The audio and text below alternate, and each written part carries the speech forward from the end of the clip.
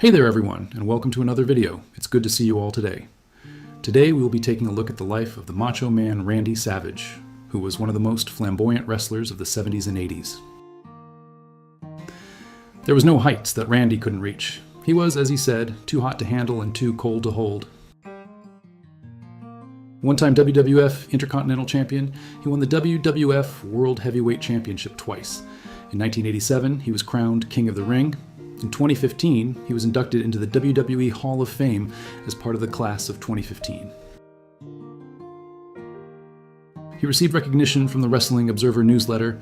His match against Ricky Steamboat at WrestleMania 3 in 1987 was named Match of the Year. In 1992, he was awarded the title of Most Improved. Let's delve into the life and tragic ending to one of the biggest mega superstars of professional wrestling. I welcome you to the tragic tale of Randy Macho Man Savage.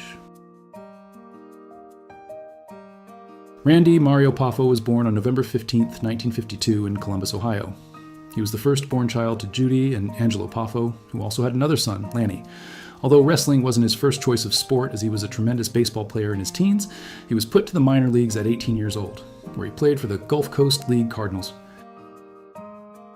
It was said that he had to retrain to play left-handed when he got injured in his right-hand side throwing shoulder after a collision at the home plate. He would continue to play in the minor leagues until 1974, when he played his last season. By the time he finished up, he had 16 home runs under his belt with 289 games over 4 years. It wouldn't be long before he was introduced to the world of wrestling and give up altogether on the field of baseball, as it was during his off-season in baseball in 1973 that he broke into the wrestling business.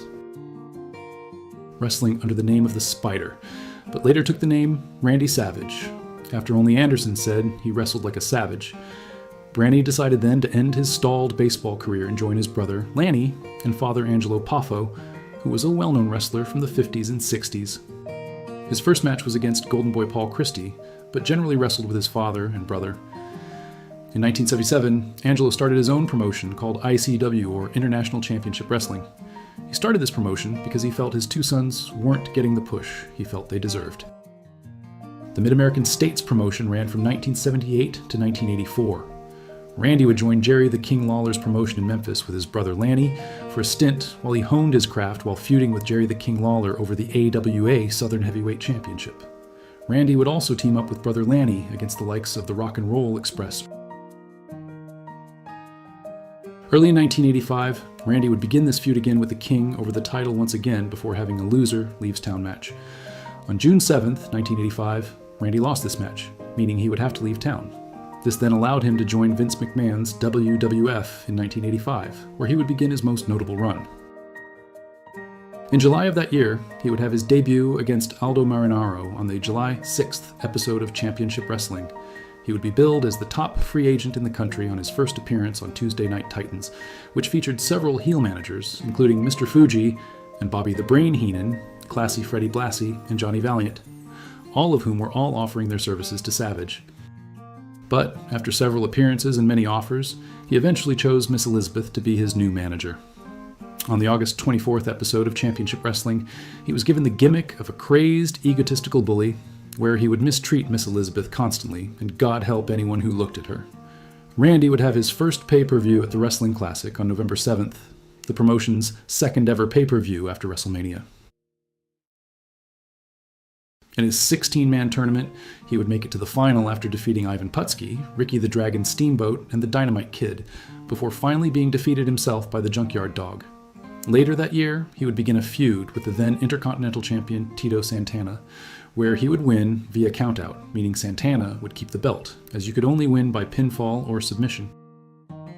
On an episode of Saturday Night's Main Event, Savage would win the Intercontinental Championship at the Boston Garden from Santana when he used a foreign object to nail him in the head.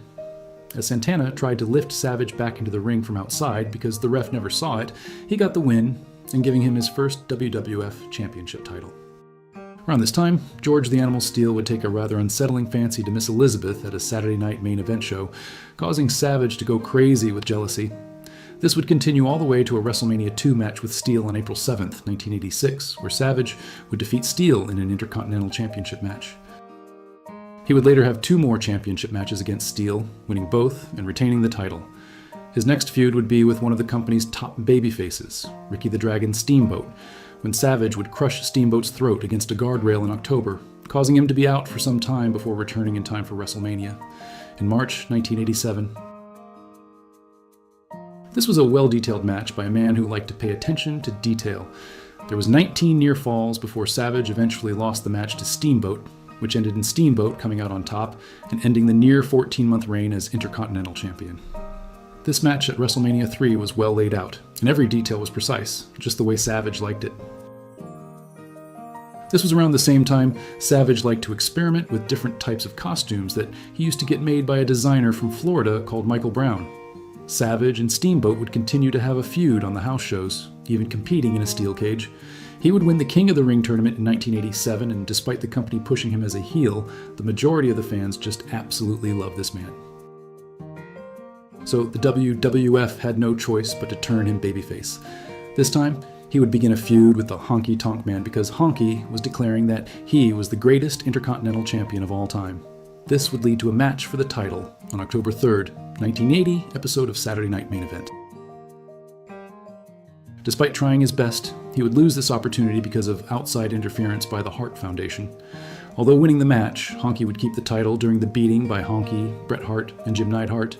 Miss Elizabeth would run to the back for help, bringing out Hulk Hogan of all people to assist Savage. After clearing the ring, Hogan and Savage would shake hands and begin their run as the Mega Powers, cementing Savage as a babyface in the process. The Mega Powers would go on to have one of the most memorable tag teams in the history of wrestling, despite only actually being together for 1 year. Their first match together would be on a house show in Vancouver on November 1987, where they would team up with Hacksaw Jim Duggan in a 6-man match against Ravishing Rick Rude, Harley Race, and King Kong Bundy, where they would come out on top and win the match. They would then go on to have a dark match on January 5th, 1988, in Huntsville, Alabama, in a handicap match against Honky Tonk Man and the Hart Foundation, again picking up the win. They would again have another 6-man where Ricky the Dragon Steamboat would join them on February 8th, 1988, where they would again pick up the win against Honky Tonk Man and the Hart Foundation. This feud would continue into early 1988, having a 5-against-5 in the first ever annual Survivor Series, and a couple other matches getting into 1988. Savage would have a singles match against the $1 Million Man, Ted DiBiase, on the March 12th, 1988 episode of Saturday Night's Main Event, where Savage would be counted out due to Andre the Giant, who was accompanying the $1 Million Man along with Virgil, slamming Randy into the corner post while the referee was incapacitated. When the ref came to, Savage was counted out. Hulk Hogan would be the one to rescue Savage from the trio, sparking the Mega Powers' first feud, after Hulk Hogan lost the title when he and Andre the Giant had a match on February 5th, a 1988 episode of Saturday Night Main Event due to Ted's buying off the referee, Dave Hebner's twin brother Earl. Earl would pose as Dave and making a very fast 3 count on Hogan. After winning Hogan's belt, Andre would immediately hand it over to the $1 Million Man where he would declare himself the champion. The WWF president Jack Tunney was having none of it though, and instead of handing the title back to Hogan, he would declare that there would be a 14-man tournament at WrestleMania 4 to crown a new champion. Tunney would give Hogan and Andre a bye into the second round, but everyone else would have to start at round 1. Savage would get to the final round after going up against the Natural Butch Reed in the first, Greg the Hammer Valentine in the second, and the One Man Gang in the third, making it all the way to his 4th match of the night. He would go up against none other than the $1 Million Man. Andre kept annoying Savage from the outside and not letting him concentrate on the task at hand, so Miss Elizabeth ran backstage to get Hogan's help. Hulk eventually come out and quickly even up the odds, and as soon as the ref's back was turned, he crept into the ring and struck Ted in the back with a chair, leaving him a crumpled mess in the middle of the ring. Savage quickly realized what had happened, so he got up onto the top rope to give his signature flying elbow, pinning the $1 Million Man for the 3 count and becoming the undisputed World Heavyweight Champion. Over the next year, he would defend the title against the likes of Big Boss Man, One Man Gang, and even Andre the Giant, where he would successfully retain on each occasion. At the same time, Savage and Hogan would still be feuding with the Megabucks team of Ted and Andre, where they would eventually defeat on the new pay-per-view called SummerSlam. Jesse Ventura would be the special guest referee for this one, and he was on the side of the heel team, the Megabucks. This was the occasion when the Megapowers would bring a special weapon to ringside, but it wasn't known what that was. Near the end of the match, Miss Elizabeth got up onto the apron and whisked away her skirt to reveal nothing but a skimpy red pair of panties.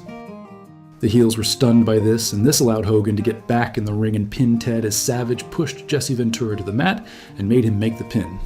Once that feud was over, the Mega Powers began a feud with the Twin Towers, consisting of the Big Boss Man and Akeem, who was the former one-man gang. This feud ran all the way to the second annual Survivor Series. On November 24th, 1988, they had a 5-on-5 match, with the Mega Powers finally being victorious. This was the start of the jealousy creeping in, as Savage thought Hogan was showing too much attention towards Miss Elizabeth. This was frustrating Savage, but he kept his cool for now.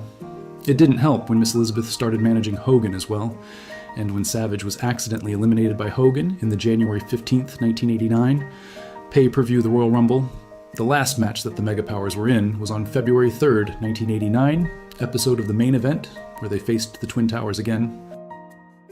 At one point in the match, Miss Elizabeth got injured as Savage hit her when he was thrown over the top rope to the floor. While Hogan lifted Miss Elizabeth and carried her in his arms, he left Savage to take a beating until Hogan got back to the ring.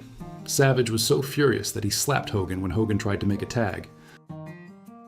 Backstage, Savage attacked Hogan with the championship title, accusing him of lusting after Miss Elizabeth. Brutus the Barber Beefcake tried to intervene and protect his friend before security ran in to separate everyone. This was a definite heel turn for Savage before the April 2nd, 1989 pay-per-view WrestleMania 5. Savage would drop the belt to Hogan at the event, ending his 371-day reign with the championship. This match was spectacular, and even though Savage was actually injured at the time. Also, this was the end of the Macho Man gimmick. Now Randy would get more lavish dress sense to go along with the Macho King Randy Savage. Hulk Hogan had just defeated Randy to end his 371-day reign as the WWF World Heavyweight Champion. After they had a big falling out over Savage's jealousy concerning Hogan and Miss Elizabeth at the end of April, Savage replaced his manager with former WWF Women's Champion, Sensational Sherri. Randy would team up with the unstoppable human wrecking machine Zeus for a main event at the August 28, 1989 SummerSlam event. They would be up against Hogan and Beefcake, but lost when Hogan hit Zeus with Sherri's loaded purse before body slamming Zeus and dropping the big leg on him and pinning him for the 3. Savage and Zeus would demand a rematch, which Hogan and Beefcake accepted, but with one stipulation that they were inside a steel cage. Hogan and Beefcake would again get the win on the December 27th, 1989, no-holds-barred event. In September 1989, King Duggan would lose and drop the moniker King to Savage, where he would carry the gimmick with all the flamboyance that we all knew him for. Around this time, he and Hogan would have one more match to end their one-year feud, where Hogan would put his title on the line at the main event. On February 23, 1990, Buster Douglas would be the special guest referee, where he'd done a fast count on Savage. This infuriated Savage, so he danced around the ring and then slapped the newly crowned heavyweight boxing champion of the world in the face. Douglas would proceed to punch Randy in the face and flooring him, getting a massive pop from the crowd. After he finished with Hogan, Savage would move on to have a feud with Dusty Rhodes, where they would have a mixed match, where Savage would have his new manager, Sherri, and Dusty would have his new partner, Sapphire, at WrestleMania 6 on April 1st, 1990. Rhodes and Sapphire would win this match, but Randy would get his revenge with a win at SummerSlam. To end the feud, Savage would go on to have a feud with the Ultimate Warrior, who had just beaten Hulk Hogan clean in the middle of the ring for his heavyweight championship title. Warrior was refusing to have a match with Savage for the title, providing he was still the champion, after the Warrior defended it to Sergeant Slaughter, even though Sergeant Slaughter promised to give Savage a shot if he was to win against the Ultimate Warrior. It's a bit messy, this one, but still entertaining as hell. Before the Warrior v Slaughter match, Savage sent Sherri out to talk to the Warrior before he was set to face Slaughter. She intended to use sexual lure to persuade Warrior to change his mind, but this did not work, and it infuriated Savage. He was so mad at this point that he waited until the Warrior v Slaughter match had started and went out and smashed his scepter over Warrior's head, causing the glass head of the scepter to smash everywhere, which allowed Slaughter to take the win, crowning him champion in the process. Warrior would finally get his hands on Savage when they both put their wrestling careers on the line at WrestleMania 7 on March 24th, 1991. Savage lost this match, which was one of his greatest ever matches he ever had, meaning he would have to retire. This caused Sherri to lose her mind, and she started beating on him until Miss Elizabeth, who was in the crowd watching, came to the rescue. She managed to run Sherry off, leading to Savage reuniting with Miss Elizabeth. This got a massive response from the crowd, turning Randy back into a babyface for the first time in nearly 3 years, even though he was now in retirement. The story would continue as Randy and Miss Elizabeth would be in SummerSlam in August of 1991, as they were to get married. It was dubbed as the match made in heaven to go along with the match at Savage, knocking him clean out with the urn to the side of the head. Jake, the snake, was also there, threatening Miss Elizabeth with the snake that he pulled from the box. Sid Justice ran them off as he came to the rescue. Because Savage was retired, he couldn't do anything about it. So he began a public campaign to get himself reinstated as an active wrestler so he can get revenge on Jake. However, President Jack Tunney declined the request. During the filming of an episode of WWF Superstars of Wrestling on November 23rd, Roberts delivered a promo in the ring to provoke Savage. Once Savage was enticed into the ring, Roberts launched an attack, ultimately restraining Savage with the ropes and then exposing him to a live King Cobra, which bit his arm. According to Hulk Hogan and Jake Roberts on the Pick Your Poison DVD, the snake had a firm grip with its fangs and it was challenging for Jake to remove it from Randy. With support from the fans, Tunney later reinstated Savage and announced a match between Savage and Roberts for this Tuesday in Texas on December 3rd. Savage emerged victorious in that match, but afterwards, Roberts executed the DDT on Savage 3 times, leading to a climactic moment when Roberts slapped Miss Elizabeth. The feud persisted throughout the winter and concluded with a match on the February 8, 1992 episode of Saturday Night's Main Event, which Savage won. Savage then initiated a public rivalry with the champion Ric Flair, alleging that Flair had been involved with Savage's wife, Miss Elizabeth, in the past. Flair went so far as to provide photographic evidence of his alleged relationship with Elizabeth. The culmination of this feud came on April 5th at WrestleMania 8, where Savage emerged victorious, claiming his second heavyweight championship title. However, the animosity between Savage and Flair persisted, with WWF magazine publishing manipulated photos that appeared to show Savage and Elizabeth together, similar to the ones featuring Elizabeth and Flair. Eventually, it was revealed that Flair had tampered with the pictures. The former couple officially divorced on September 18th, with an announcement appearing in WWF magazine around the same time, which was a rare instance of breaking kayfabe for the WWF at that time. Throughout most of 1992, Savage and his longtime rival, The Ultimate Warrior, who had made a return to the WWF at WrestleMania 8, coexisted peacefully. However, tensions resurfaced when it was announced that Warrior would be the new #1 contender for Savage's championship. Prior to their match, they had several intense exchanges. On August 31st at SummerSlam, Savage defended his title against The Ultimate Warrior. Although Savage lost the match by count-out due to an injury caused by Flair and Mr. Perfect, he managed to retain the championship. Following the match, Warrior assisted the badly injured Savage backstage. On the September 14th episode of Primetime Wrestling, which was taped on September 1st, Savage lost the WWF Championship to Flair with interference from Razor Ramon. After losing his title, Savage teamed up with Warrior under the name Ultimate Maniacs. Despite being injured, Savage supported Warrior in his quest to dethrone Flair. They faced Money Incorporated, Ted DiBiase, and Erwin Arsheister for the Tag Team Championship on the November 8, 1992 episode of Saturday Night's Main Event.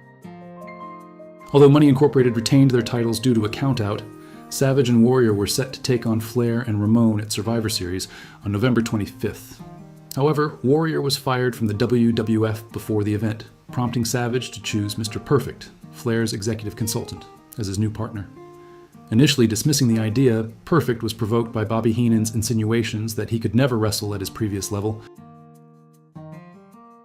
In the end, Savage and Perfect defeated Flair and Ramon via disqualification. When Monday Night Raw debuted in January 1993, Savage primarily took on the role of a color commentator. At the Royal Rumble on January 24th, he finished as the runner-up in the match, being eliminated by Yokozuna. Returning to pay-per-view on November 24th at Survivor Series, Savage substituted for Mr. Perfect. He also competed in the 1994 Royal Rumble on January 22nd, but was eliminated by Crush, which led to a Falls Count Anywhere match on March 20th at WrestleMania 10. In this match, Savage emerged victorious over Crush. At this time, Savage was very unhappy working for the company, as Vince McMahon was sure Randy had wrestled his best matches. He was basically putting him out to pasture. Randy was having none of it. Randy was truly unhappy and felt he was being pushed down the card, and Randy believed he was better than wrestling Crush. Additionally, Savage made occasional appearances in Jim Cornette's Smoky Mountain Wrestling promotion in May, and made his final pay-per-view appearance on August 29th at SummerSlam, where he served as the Master of Ceremonies. Savage's last match for the WWF took place during a tour in Germany on September 13th, 1994, where he teamed up with Bret Hart to defeat Owen Hart and Jim the Anvil in Rostock. As October 1994 came to a close, Savage's WWF contract expired, prompting him to sign with their rival promotion, World Championship Wrestling. This is the last leg of Randy Savage's career. Still, he had loads of juice still in the tank. Who better to start off with? Yep, you guessed it, Hulk freaking Hogan. The Mega Powers reunion 1994 to 1995 occurred when Savage made his debut for WCW on the December 3rd, 1994 episode of Saturday Night. During this appearance, he mentioned the complex love/hate dynamic between him and Hulk Hogan, and expressed his aspiration to become the WCW World Heavyweight Champion. At Starrcade on December 27th, Savage came to Hogan's aid, saving him from an assault by the Three Faces of Fear. The two legendary wrestlers then shook hands, reaffirming their friendship and rivalry. Another notable victory came at Super Brawl on February 19th, 1995, where Savage and Sting triumphed over Avalanche and Big Papa Rogers. However, things took a turn at Uncensored on March 19th, as Savage faced Avalanche and won the match through disqualification when a disguised fan, who was later revealed to be Ric Flair, attacked him. This incident ignited a bitter feud between Savage and Flair. The animosity escalated further on May 21st at Slamboree when Flair targeted Savage's father, Angelo Poffo, following the main event where Savage and Hogan defeated Flair and Vader. Savage took part in the WCW United States Heavyweight Championship tournament, emerging victorious against The Butcher in the initial round and stunning Steve Austin in the quarterfinals. He then intervened in Flair's match against Alex Wright, assaulting Flair and causing Wright to be disqualified. This led to a tournament semifinal where the winner would face the victor of the Sting and Meng match for the title at the Great American Bash. However, Savage and Flair's semifinal match never occurred due to their backstage brawl prior to the match, resulting in both of them being eliminated from the tournament. On June 18th, at the event, Savage was defeated by Flair.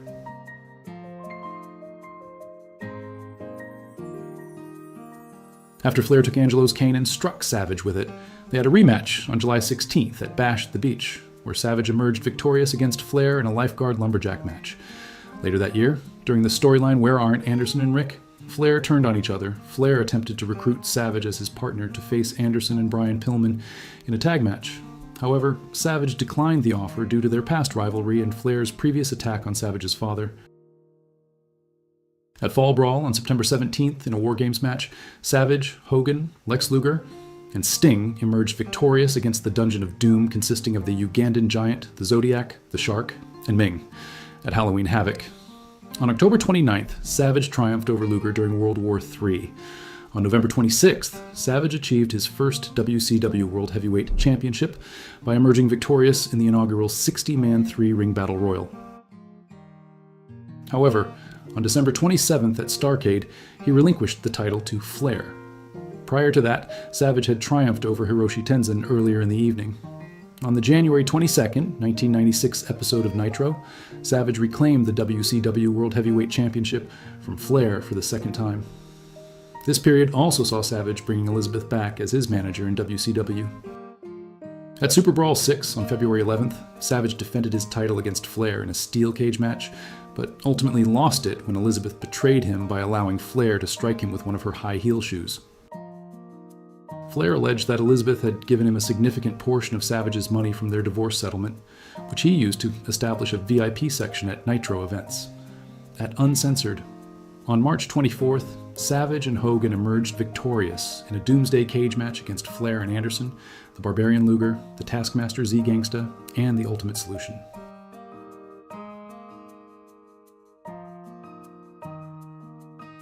During Slamboree, on May 19th, Savage and Flair joined forces for the Lord of the Ring tournament.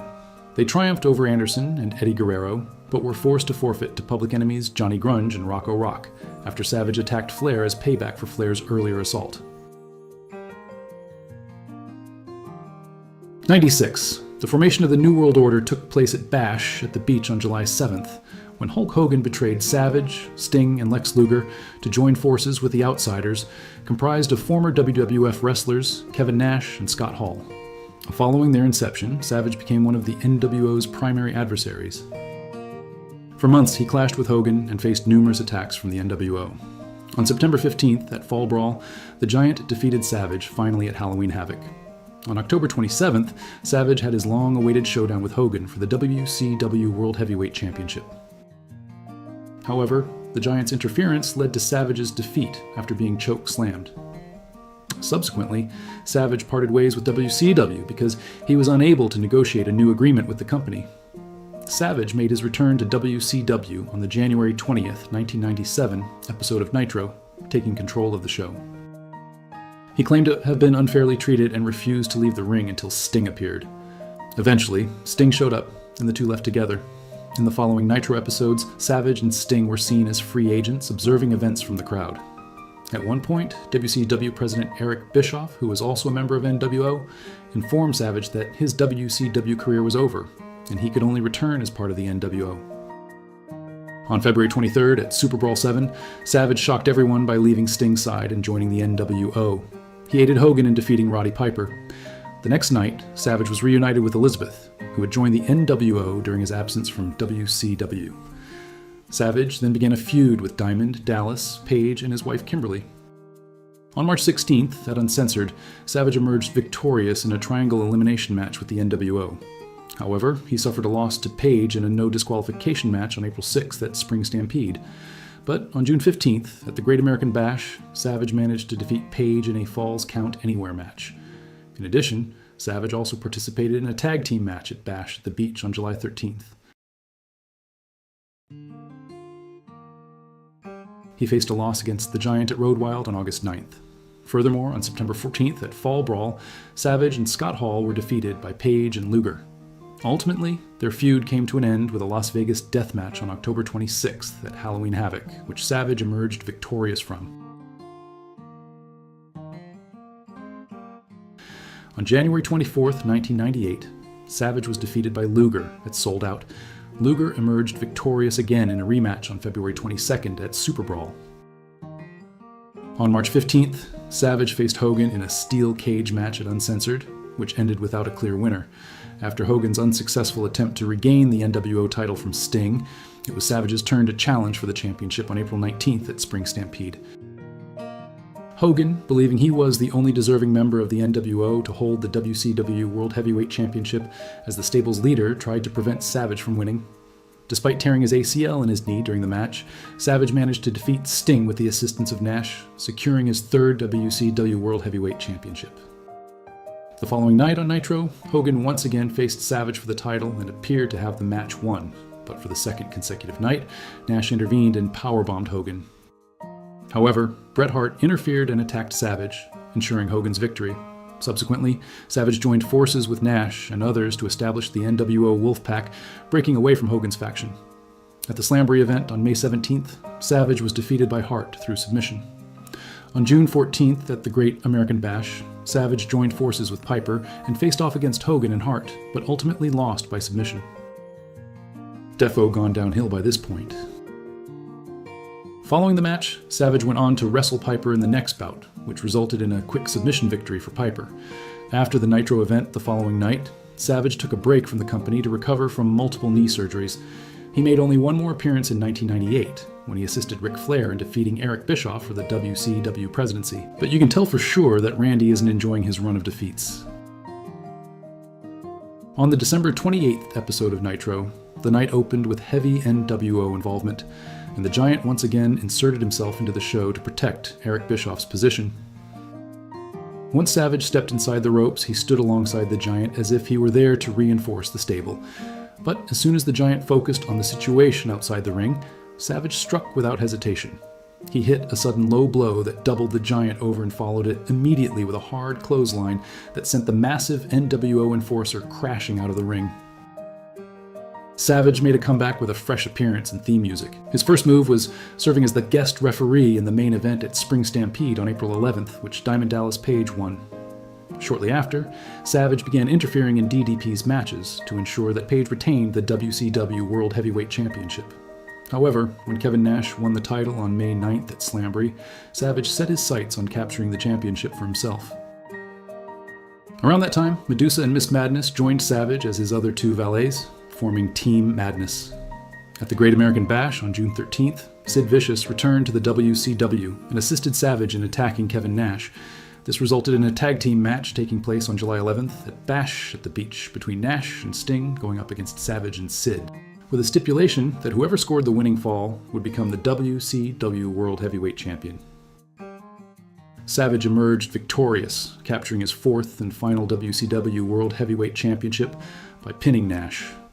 However, Savage's reign as champion was short-lived as he lost the title the following night on Nitro to a returning Hollywood Hogan. Nash interfered in the match and delivered a powerbomb to Savage, mirroring the previous year's situation where Nash had attacked Hogan to aid Savage in retaining his title, albeit unsuccessfully. The dissolution of Team Madness began slowly as Medusa and Miss Madness started quarreling over who was to blame for Savage's title loss. Eventually, Savage fired both of them and embarked on a feud with Dennis Rodman triumphing over him at Road Wild on August 14th. Savage vanished from WCW programming after his clash with Rodman and went on to make 2 additional appearances. The first occurred on the October 25th, 1999 episode of Nitro, where he entered the ring alongside Gorgeous George and discussed passing the torch to the next generation. His second and final WCW West appearance took place on the May 3rd, 2000 episode of Thunder. There, Savage rejoined the Millionaires Club, a collective comprised of Hulk Hogan, Ric Flair, and other seasoned wrestlers. He assisted them in the conclusion of a 41-man battle royal. Although Savage declared his intention to assist the veteran group in eliminating the young New Blood faction, he did not resurface in WCW before its eventual closure. The following year, on November 7th, 2004, Savage made a comeback to the world of professional wrestling during NWA's Total Nonstop Actions Victory Road's pay-per-view event. His return involved a confrontation with Jeff Jarrett. He then made his debut on Impact on November 19th, where he confronted the Kings of Wrestling, Jarrett, Kevin Nash, and Scott Hall. In the following week's show, Savage led a group attack on them. On December 5th, at Turning Point, Savage teamed up with Jeff Hardy and AJ Styles to defeat the Kings of Wrestling in what would be his final match. However, Savage left TNA on December 8th due to disagreements over the proposed finish of a main event for Jarrett's NWA World Heavyweight Championship at Final Resolution. On the morning of May 20th, 2011, Savage was driving his Jeep Wrangler near his residence in Seminole, Florida, with his spouse seated beside him when he lost consciousness and collided with a tree. Emergency medical personnel arrived promptly and discovered his lifeless body at the scene at the age of 58. Both Savage and his wife were wearing seatbelts. His wife sustained only minor physical injuries as a result of the accident.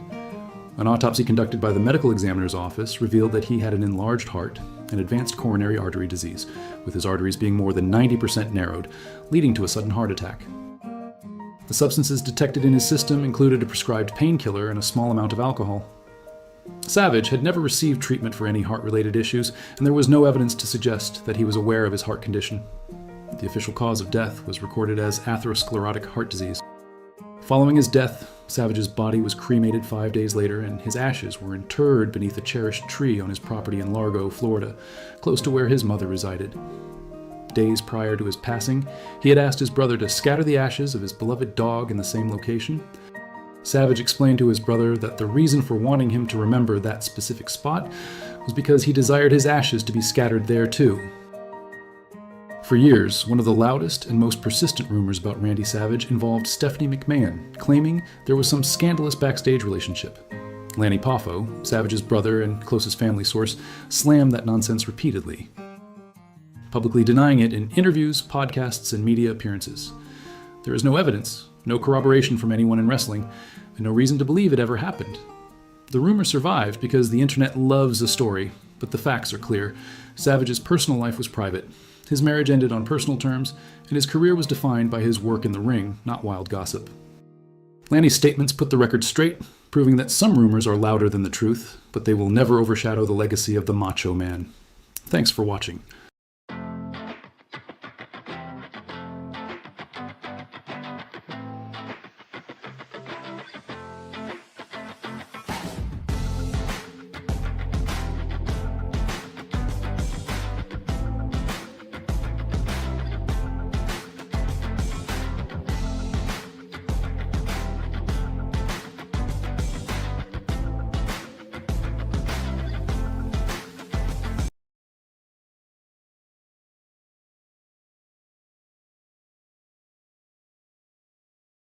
Hello and welcome. Thanks for jumping in today as we dig into the life and career of the man who called himself the sexiest man alive, Ravishing Rick Rude. As a kid, I hated this guy. Rude was the perfect villain. He strutted around bragging about his body like he'd invented abs, and he leaned on Bobby, the brain Heenan, every time the competition got tough. I couldn't stand him, which means he was doing the job exactly right. Being great in the ring is one thing, but talking people into the building, building a whole identity just by opening your mouth? Most wrestlers crumble the second the microphone hits their hand. Rude didn't. He had the look, the presence, the delivery, and he knew exactly how to make a crowd hate him in under 10 seconds. And he loved every second of it. He's remembered most for that late 1980s WWE run, easily the peak of his career. As a proud member of the Heenan family, he turned pre-match insults into an art form. He'd grab the mic, tear into the audience, and make them furious before the bell even rang. After winning a match, Rude loved pulling one more stunt. He'd grab a young female fan from the crowd and plant a full dramatic kiss on her, just to prove he was every woman's favorite problem. It was cocky, ridiculous, and completely on brand for him. Looking back now, years later, I've got nothing but respect for him. The older I get, the more I understand how good he really was. Rude wrestled from 1982 until he retired in 1994 because of an injury, and he had one final match in 1997. That's a long run for somebody who spent his whole career getting hit in the head and smiling about it. The list of accomplishments is stacked. 4-time world champion, 3-time WCW International World Heavyweight Champion, 1-time WCW World Heavyweight Champion, 1-time WWF Intercontinental Heavyweight Champion, 1-time WCW United States Heavyweight Champion. Nothing handed to him, all earned. He also got real shots at the WWF World Heavyweight Championship and the NWA World Heavyweight Championship on pay-per-view. And yeah, he headlined SummerSlam 1990. That alone tells you how seriously the industry took him. After retiring from the ring, Rude shifted into managing other wrestlers. And he didn't just show up, he jumped straight into one of the hottest acts of the era, D-Generation X. On November 17, 1997, during the peak of the Monday Night Wars, he became the only person ever to appear on WWF Raw and WCW Monday Nitro on the exact same night. He was inducted into the WWE Hall of Fame in 2017, which was long overdue. Rude was born in St. Peter, Minnesota, to Richard Clyde Rude and Sally Jean Thompson. That's where the story starts. He studied at Robbinsdale High School in Robbinsdale, Minnesota, alongside Tom Zink, Brady Boone, Nikita Koloff, Curt Hennig, John Nord, and Barry Darsow, all of whom would later pursue careers as wrestlers. He shared a particularly strong bond with his childhood companion, Curt Hennig. After completing his studies in physical education at Enoch Ramsey Community College, Rude briefly worked as a bouncer before giving arm wrestling a try. It was during this time that he gained recognition in the world of professional wrestling. Rude received training as a wrestler from Eddie Sharkey, who was also responsible for training notable wrestling talents such as Bob Backlund, the Road Warriors, Shawn Michaels, Austin Aries, and Eric Rowan. In 1982, he entered the world of wrestling under the name Ricky Rude, working as a good guy jobber. His first appearance on television didn't go well, as he lost to Josh LeDuc on the November 6, 1982 episode of Mid-Atlantic Championship Wrestling. After his time in Vancouver's NWA All-Star Wrestling, he went on to compete in Georgia Championship Wrestling, and then in the Continental Wrestling Association, based in Memphis. Rude made his first appearance on the May 28, 1983 episode of World Championship Wrestling, where he defeated Pat Rose using a dropkick. The following week, Rude was interviewed by Gordon Solie, during which he had talked about his transition from arm wrestling to professional wrestling, and how he had to lose weight in order to improve his speed. In 1984, Rude returned to Memphis with a new persona as Ravishing Rick Rude, a cocky and arrogant villain managed by Jimmy Hart. He engaged in feuds with Jerry Lawler and later his former tag team partner King Kong Bundy. Rude also had a match in WCCW against Kamala, which he unfortunately lost. He then moved on to Jim Crockett Promotions, an affiliate of the National Wrestling Alliance, where he teamed up with various partners to feud with the Road Warriors. Rude was brought on board by Championship Wrestling from Florida in December 1984, with Percy Pringle serving as his manager. On January 16, 1985, Rude beat Pez Whatley and took the NWA Florida Southern Heavyweight Championship. Clean, simple, and straight to the point, he walked in hungry and walked out with gold. The celebration didn't last long. He dropped the title to Brian Blair on April 10, 1985. Rude hated losing, and you could tell. The man wore frustration like it was part of his gear. But he wasn't staying down for anybody. On July 20th, 1985, he fought through the Southern title tournament, made the finals, and beat Mike Graham to take the belt right back. Rude treated the championship like a personal argument, and he wasn't letting anyone else have the last word. On April 16th, 1985, Rude teamed up with Jesse Barr to grab the NWA Florida United States Tag Team Championship. They were a powerhouse duo, facing off against Billy Jack Haynes and Wahoo McDaniel in brutal, high-stakes matches. In October 1985, Rude made his debut in World Class Championship Wrestling, stepping back into the ring alongside his manager, Percy Pringle.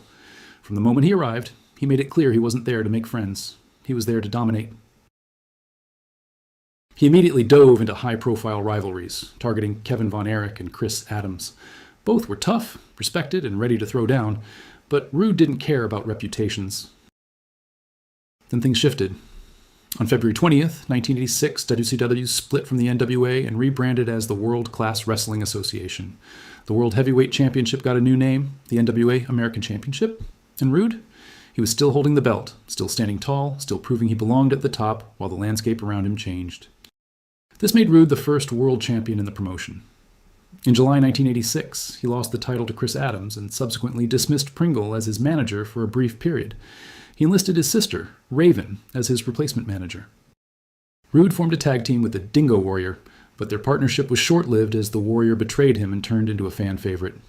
In September 1986, Rude made his return to Jim Crockett Promotions and teamed up with Manny Fernandez and their manager, Paul Jones, to feud with Wahoo McDaniel. Rude and Fernandez, collectively known as the Awesome Twosome, captured the NWA World Tag Team Championship on December 6, 1986, by defeating the Rock and Roll Express. This victory sparked a heated rivalry between the two teams, which only came to an end when Rude departed for the World Wrestling Federation in April 1987. I hope you're really enjoying the video so far. Let me ask you something. Do you think Rick Rude was a major player in professional wrestling, or was he just another pretty face? If you believe he was a big deal, go ahead and hit that subscribe button right now. It's a simple click for you, but it tells me a lot about how many of you want more hardcore, no BS wrestling content like this. Every subscription tells me that I should keep digging into these stories, keep exposing the legends, the heat, and the chaos behind the curtain. So, if you're a true fan, show it. Now that I've got that off my chest, let's jump back into the madness and continue breaking down the life and career of ravishing Rick Rude. On July 15th, 1987, Rude made his World Wrestling Federation debut as the newest member of the Bobby Heenan family on Superstars of Wrestling. Rude's first significant rivalry in the WWF ended on November 24th at Madison Square Garden, when he defeated Heenan's erstwhile muscle-bound charge, Mr. Wonderful Paul Orndorff, whom Heenan had dropped after Rude joined the family.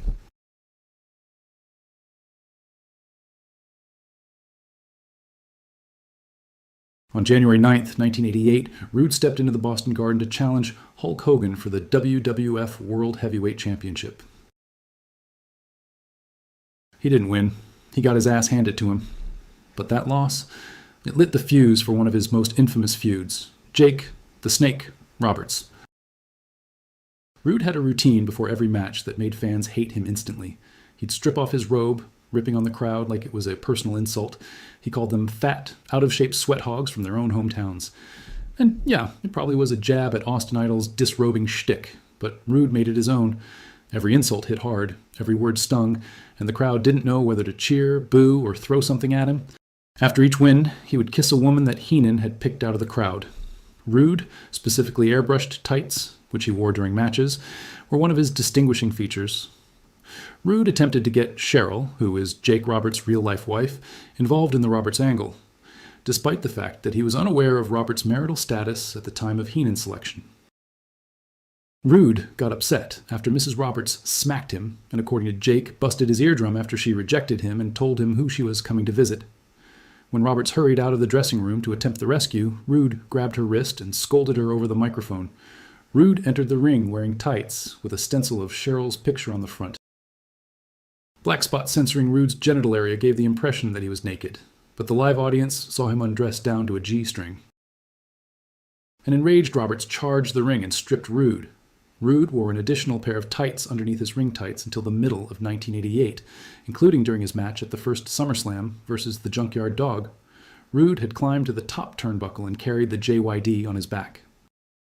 During the match, he removed his tights to show off a second pair that bore Cheryl Roberts' image.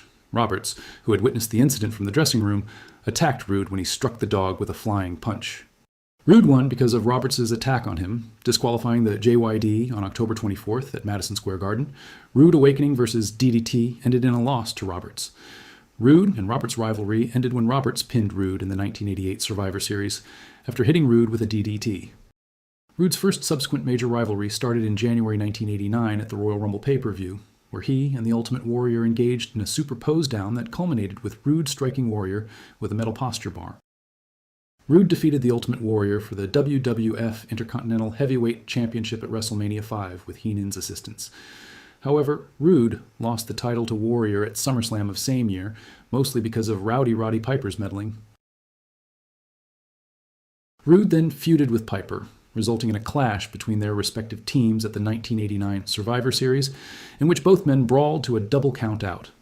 Rude would go on to have many matches with Piper, including one inside a steel cage on December 28th at Madison Square Garden, losing the bulk of them before briefly facing Jimmy Snuka and defeating him at WrestleMania 6. Rude restarted his feud with the Ultimate Warrior in the summer of 1990, when Warrior won the WWF World Heavyweight Championship. Rude began hard training in preparation for the Warrior, taking a more serious approach that included ignoring women and cutting his hair short. The feud culminated in a steel cage at SummerSlam 1990, wherein Rude was defeated by the Warrior.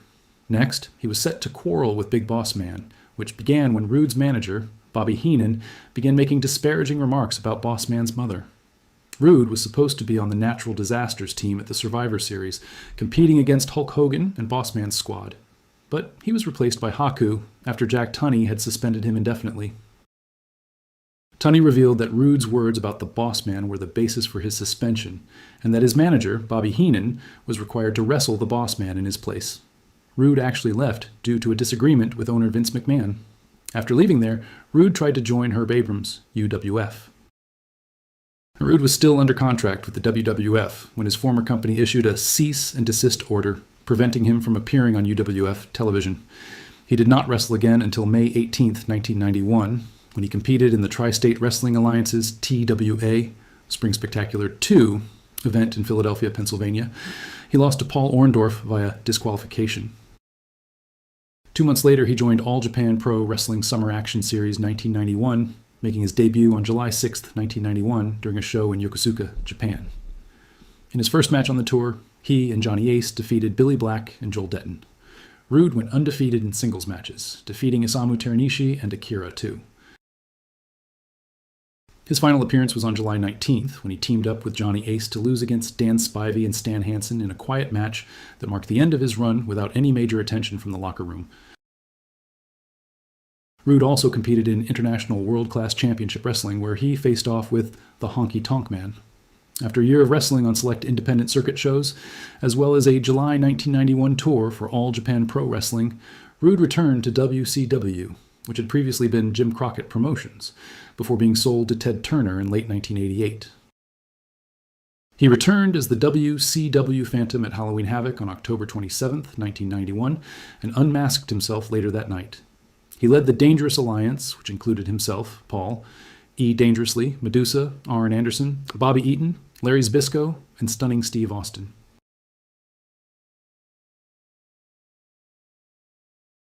Rude defeated Sting for the United States Heavyweight Championship on November 19, 1991, and went on to have other high-profile feuds, including one with Ricky Steamboat. Rude and Medusa departed the Dangerous Alliance in 1992, sparking a conflict with Nikita Koloff. Rude challenged reigning World Heavyweight Champion Ron Simmons on multiple occasions, but was unable to win the belt. In December 1992, Rude sustained a serious neck injury and was forced to relinquish the United States Championship, therefore ending his reign of over 14 months. Rude returned alone in April 1993 and attempted to recapture the title from Dustin Rhodes after a 30-minute Iron Man encounter ended in a 1-1 draw.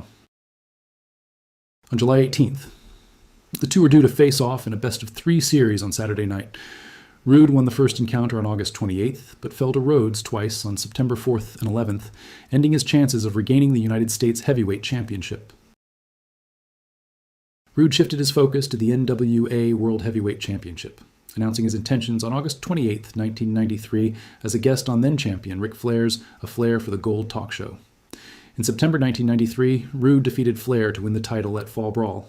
WCW lost the rights to use the NWA World Heavyweight Championship once it withdrew from the NWA. They had a big decision to make, but they just opted to making their own title for the show. It's just a strap, after all, but very big decision was made to do it. They would name this title the WCW International World Heavyweight Belt, which Rude lost to Hiroshi Hayes on March 16, 1994 in Tokyo, Japan. Rude reclaimed the championship just 8 days later in Kyoto, Japan, after losing the title to Sting on April 17th at Spring Stampede. Rude pinned Sting on May 1st at Wrestling Dantaku in Fukuoka to become a 3-time champion. Rude, on the other hand, injured his back during the match when he landed on the corner of the raised platform surrounding the ring. After receiving a suicide dive at ringside, unable to wrestle, he was stripped of the title with the storyline excuse that he used the title belt as a weapon during the match. Rude retired shortly afterward. Rude collected on a Lloyd's of London insurance policy and did not wrestle again until January 1997, when he joined Extreme Championship Wrestling. As a masked man, Rude made his debut at House Party, claiming that his New Year's resolution was to fuck with the franchise Shane Douglas. Rude went on to harass Douglas, spanking his valet, Francine, during crossing the line again. He eventually unmasked and became a color commentator before briefly aligning himself with Douglas in his Triple Threat stable. Rude made a one-time comeback to the ring in the main event at ECW Heatwave, 1997, in a 6-man tag team match, teaming up with ECW mainstay Tommy Dreamer and the Sandman to face Jerry Lawler and ECW stars Rob Van Dam and Sabu, only to turn on Dreamer and the Sandman.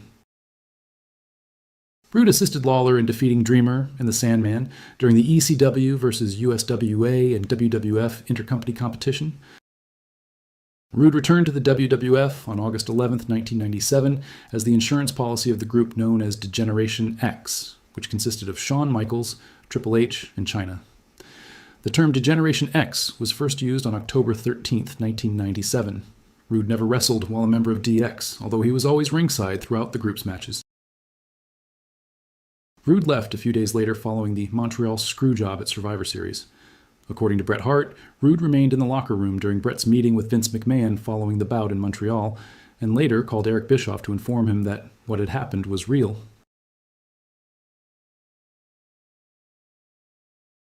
Rude was not contracted to a full-time contract with McMahon, and instead worked on a pay-per-appearance basis. Rude was able to reach an agreement with Bischoff and WCW, thanks in large part to his outrage at the Montreal Screwjob. Rude appeared on both WCW, Monday Nitro, and Raw is War with the WWF, because Raw was taped and he appeared on the live WCW event.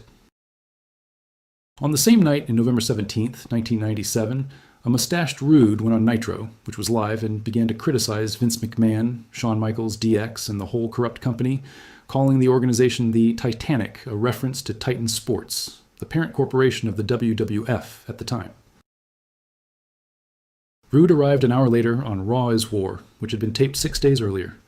With the full beard he had been sporting during his final weeks in the WWF, Rude also featured on ECW's Hardcore TV over the weekend.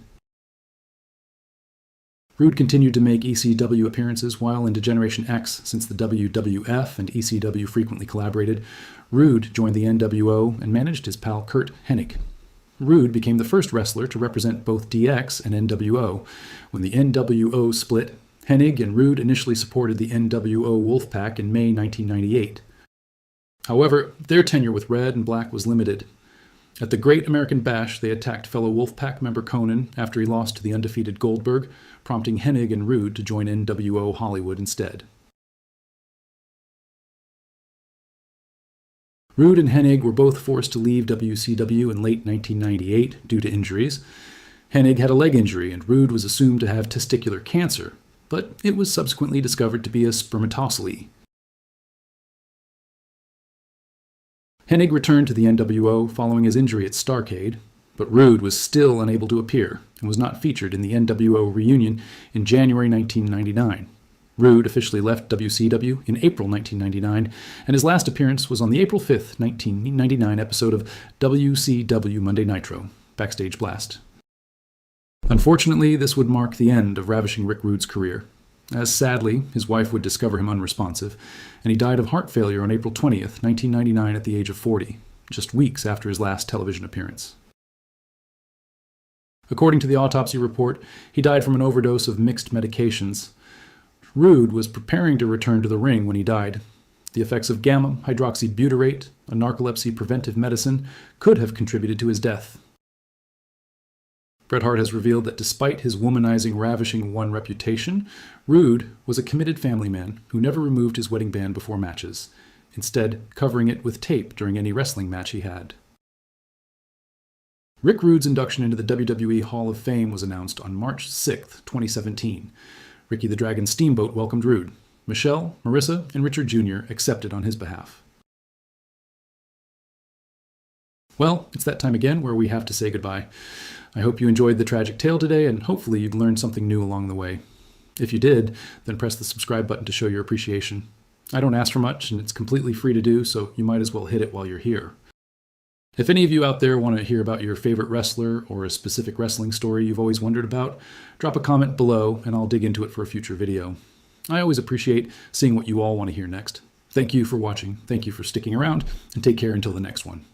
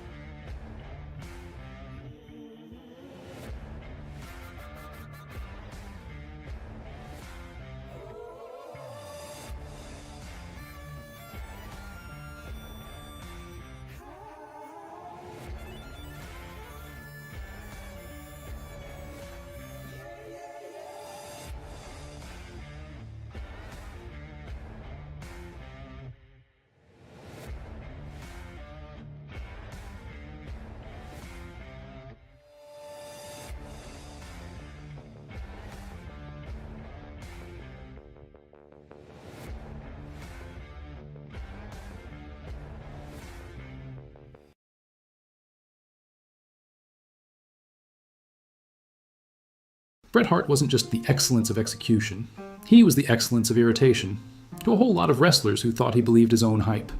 Behind the shades and the self-serious promos, Bret's reputation backstage was divisive, respected by fans, resented by peers. To some, he was a ring general. To others, a self-appointed moral compass of the business, a guy who handed out lectures like candy, then cried when he got handed receipts. From locker rooms in Calgary to the chaos of WWE and WCW, Bret built enemies who didn't just talk behind his back. They shot on him, straight to camera with venom and decades of buried resentment. In this video, we're diving into the ones who couldn't fake their hate for Bret if they tried. The guys who saw through the hitman image and hit back harder. Let's pull the trigger, because these aren't promos, they're shoots. Bret Hart and Shawn Michaels didn't have heat. They had an inferno that torched locker rooms and redefined betrayal.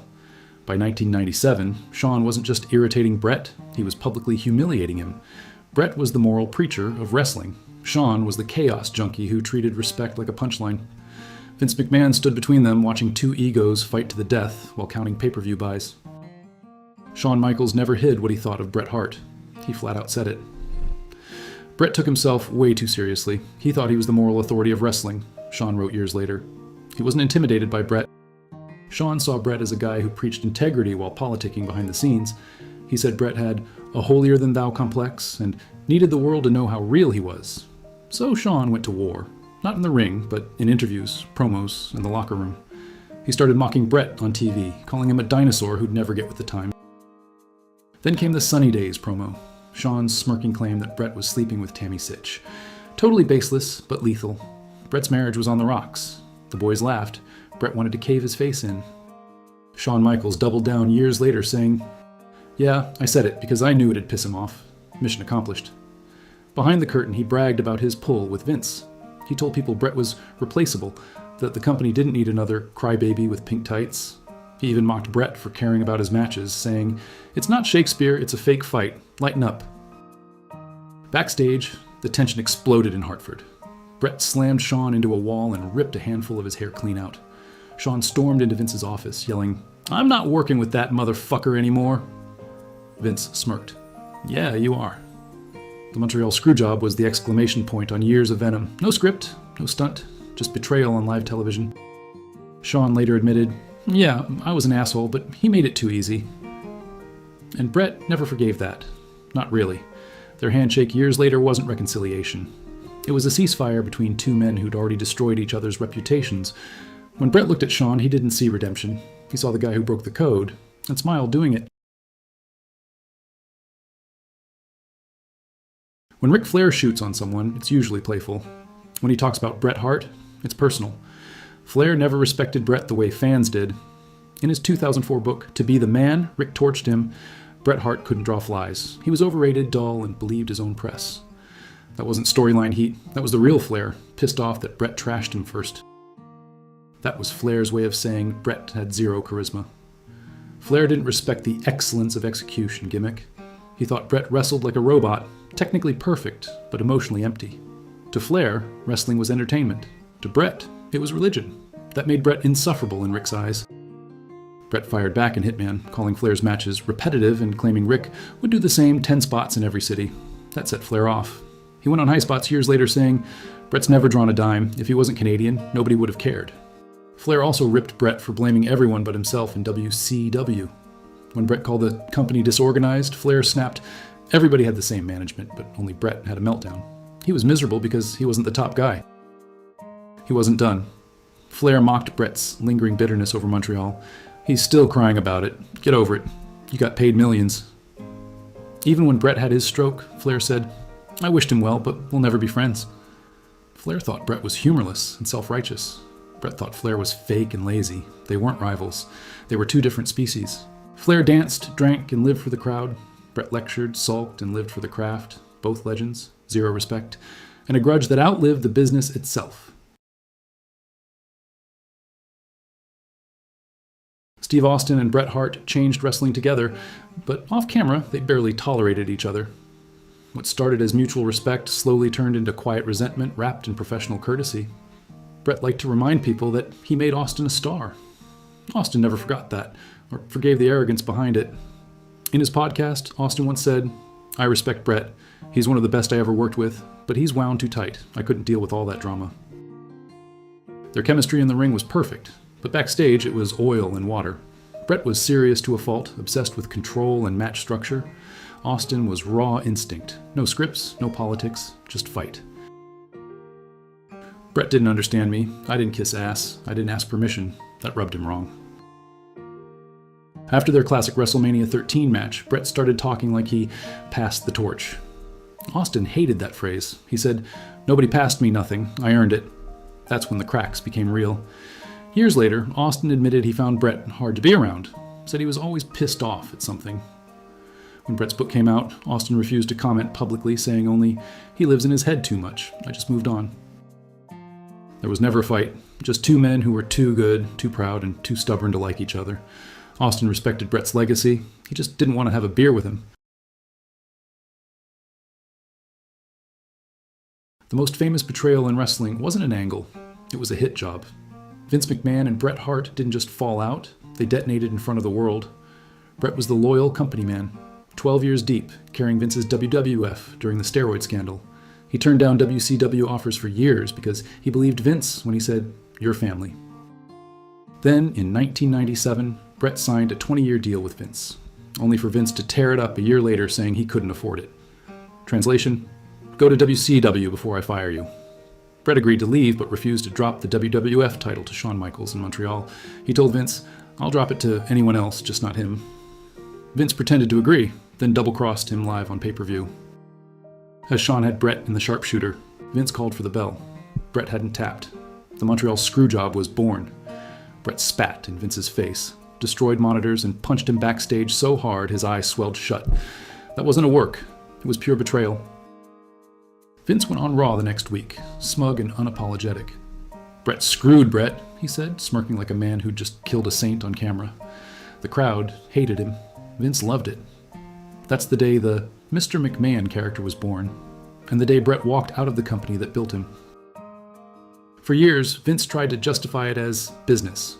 Bret called it the ultimate sellout. They reconciled on TV in 2010, but it was ice cold. A handshake built on money, not forgiveness. Vince created the screw job, but Bret made it immortal. The story of Bret Hart isn't just about championships or legendary matches. It's the grudges, the real-life heat, the people who couldn't stand the guy, from Shawn Michaels to Vince McMahon. Every quote, every backstage insult, every shoot interview shows the man they loved to hate. Bret was brilliant, meticulous, and utterly polarizing. Some revered him, others despised him. And that hate, it lasted decades. It shaped careers, burned bridges, and left a legacy that wasn't just excellence in the ring, it was excellence in making enemies. If you're loving these backstage shots and real-life heat, hit like and subscribe. Drop a comment with who you want exposed next.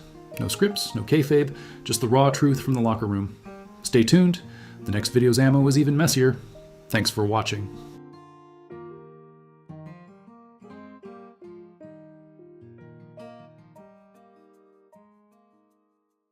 Buzz Sawyer. Not a heel in the scripted sense. A human wet blanket draped over wrestling locker rooms for a solid decade. Behind the mic and in front of the camera, Mad Dog had a rep for delivering brutal, credible ring work. But behind the curtain, he made enemies faster than he could throw a power slam. He wasn't just an outlaw in the ring. He scammed aspiring wrestlers seeking a way in, took their cash, beat them senseless under the guise of training, then vanished like a ghost whenever someone tried to collect what they paid for. One of those victims wasn't some second-rate journeyman. It was a kid named Mark Calaway, the same guy who'd later become one of the most respected and feared performers in wrestling history. That grift made a personal vendetta. But Scam Sawyer was only half the issue. His backstage behavior, drug problems, erratic aggression, walking locker rooms like a ticking time bomb, made him radioactive among peers. By the time he shuffled out of WWE in '84, the resentment was universal. He wasn't controversial. He was toxic. And this video isn't about wrestling glory, it's about the scars he left behind. Tommy Rich didn't just dislike Buzz Sawyer, he flat out despised him, and it showed every time they had to share oxygen. Rich has said in multiple interviews that working with Sawyer was a fight every night, because Sawyer didn't believe in cooperating. He believed in hurting people. That wasn't a storyline, that was their baseline. Their rivalry in Georgia Championship Wrestling became infamous because it wasn't two pros performing. It was two men who legitimately wanted to beat the life out of each other. Rich said Sawyer had a bad personality and was rough, so he decided to give it right back. That's old school language for we tried to cripple each other for months. Backstage, same story. They fought in dressing rooms, they fought in hallways, they even fought in parking lots, which is the most Georgia thing two wrestlers could possibly do, minus throwing a jukebox. My American accent in the narration is going to sound like I'm reading police reports at this point. The office actually banned them from being in the same building unless they were booked to fight, because they'd start swinging before ring announcers finished introductions.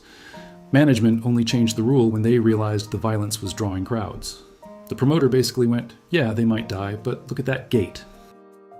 Their cage match, the last Battle of Atlanta, is still talked about as one of the most heated, shoot-laced fights ever recorded. And the truth is simple. Rich hated him because Sawyer made every match a risk.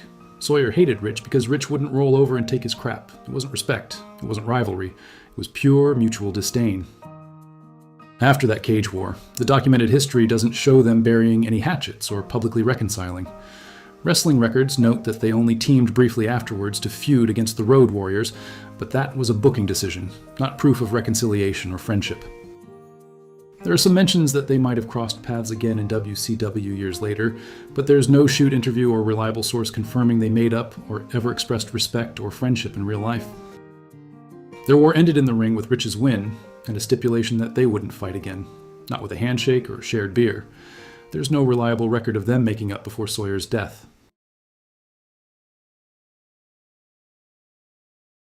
Mark Calaway was a rookie with nothing but height, hunger, and a borrowed pair of boots when he crossed paths with Buzz Sawyer. And Buzz saw him the way a loan shark sees a desperate gambler, as an easy payout.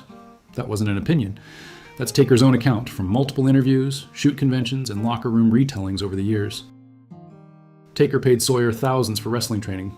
The real figure varies by interview, but every version ends the same way. Sawyer took the money, ran him through a few pointless drills, stiffed him in the ring to test him, then disappeared. Completely vanished. Didn't return calls, didn't book training time, didn't even pretend to act professional. He just took the cash and bailed. Taker has said flat out that he felt robbed, insulted, and played, and that he only learned real wrestling from other Texas veterans afterward because Sawyer left him with nothing but bruises and an empty wallet. This wasn't a one-off scam either. Buzz had a reputation for taking trainees' money and leaving town the second someone bigger, tougher, or angrier started asking questions.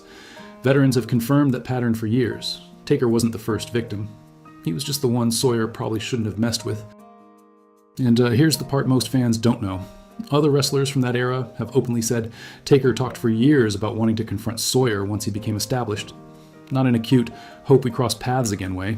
I mean dangerous energy, real resentment, real payback in his voice. Taker never used flowery threats. He said things like a man who felt personally violated and fully prepared to settle it the old school way if Buzz ever tried to collect another trainee. But Sawyer died in 1992 from heart failure linked to drug abuse, long before Taker ever got the chance to square up with him. And wrestlers who spoke with Taker afterward have repeated the same thing over the years. He never forgave Sawyer. He never softened the story. He never pretended it was fine. Even decades later, when Taker tells the story, the irritation is still there. Not loud, not theatrical, just cold. Like he's remembering the one time he let someone take advantage of him and vowed never to let it happen again. Every wrestler from that era has a Buzz Sawyer story, but Taker's is the one nobody laughs about, except us. Because if Sawyer were alive today, he'd probably still be running from that refund request like it was a bullet. Before we dive into the next backstage nightmare, smash that like button like you'd smash Buzz Sawyer in the parking lot.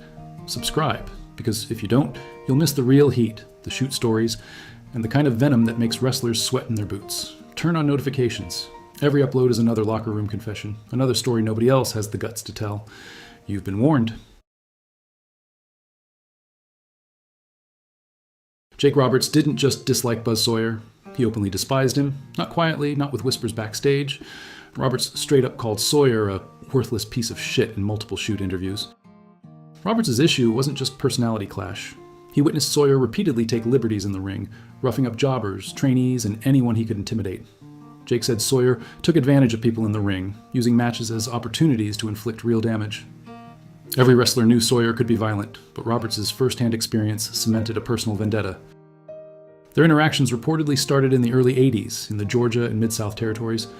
Roberts recalls trying to work clean with Sawyer, only to have Sawyer escalate stiffness or throw in unapproved punches. Jake said, "He wasn't testing you, he was enjoying it. He liked seeing guys hurt." Backstage, the tension was real. Roberts wasn't alone. Other locker room veterans reportedly shared his fear and disdain, but Jake was the one who publicly spoke out, giving fans and wrestlers alike a clear picture of Sawyer's toxicity. Even when Jake moved on to bigger promotions, he referenced Sawyer's behavior as a cautionary tale for younger talent, warning them about guys who use their size and skill to bully others. Humor in Roberts' recounting wasn't spared. He often joked that Sawyer's favorite training method seemed to be pain by paycheck, taking money or opportunity and turning it into a personal beating. It's dark comedy, but it's the truth. Sawyer's reputation for substance abuse and erratic behavior made him unpredictable, the perfect storm of someone no one wanted in the locker room. Jake Roberts' hatred for Sawyer was factual, documented, and shared openly, a rarity in wrestling, where grudges are usually kept behind the curtain. Roberts didn't need to play a character. The animosity was 100% real, backed by stories of in-ring abuse, failed mentorship, and unprofessional conduct. He warned generations of wrestlers about Sawyer, cementing the Mad Dog's legacy as someone to avoid at all costs. In the locker room hierarchy, Sawyer could have been respected, but Jake Roberts' account proves he wasn't feared for talent. He was feared because he abused it. Buzz Sawyer's legacy isn't controversial. It's a wake of resentment, unfinished debts, and locker room irritation that outlived the man himself. Not myth, not hype. Real-world disdain with receipts. Let's be perfectly clear. Sawyer had talent. He could hit a power slam hard. He could sell a fight. He wasn't the worst wrestler ever. But the man? He was a walking liability. The sort of guy whose backstage reputation made others genuinely uneasy. Start with the obvious. Drug abuse wasn't a rumor. Observers noted that his substance problems were visible and disruptive, even among 1980s wrestling's rough standards. His behavior was described as erratic and uncomfortable for veterans who had seen far worse. Then there's the training scam narrative, which is as ugly as it gets. The Undertaker went to Sawyer for training, paid him cash up front, and all he got was a couple of cursory lessons before Sawyer disappeared, taking every cent and teaching almost nothing. Calloway himself confirmed this story in interviews, and even decades later refers to it as a low point. That's not just bad business, that's exploitation. A teenager with dreams went in eager, came out broke, and it left him angry enough that later in their careers, he seriously considered confronting Sawyer physically. And if you think that was an isolated gripe, think again. Jake Roberts didn't mince words. He called Sawyer a worthless piece of sod, said he was a nasty human being, and accused him of taking liberties in the ring, roughing up jobbers and hurting people outside the bounds of normal in-ring intensity. Roberts was one of the few to put the disdain into actual language, not coy hints. That quote isn't shoot-style exaggeration. It's explicit personal hatred. And it's important because Jake Roberts rarely goes on record with that level of heat unless it's real. Let's check the record on in-ring danger too. Sawyer's intensity wasn't disciplined. People described his ring work as closer to a bar fight than professional wrestling, and that's not a compliment. Fans might have seen heat on TV, but backstage, wrestlers saw lack of control. And then there's death. Not just when he died, but how.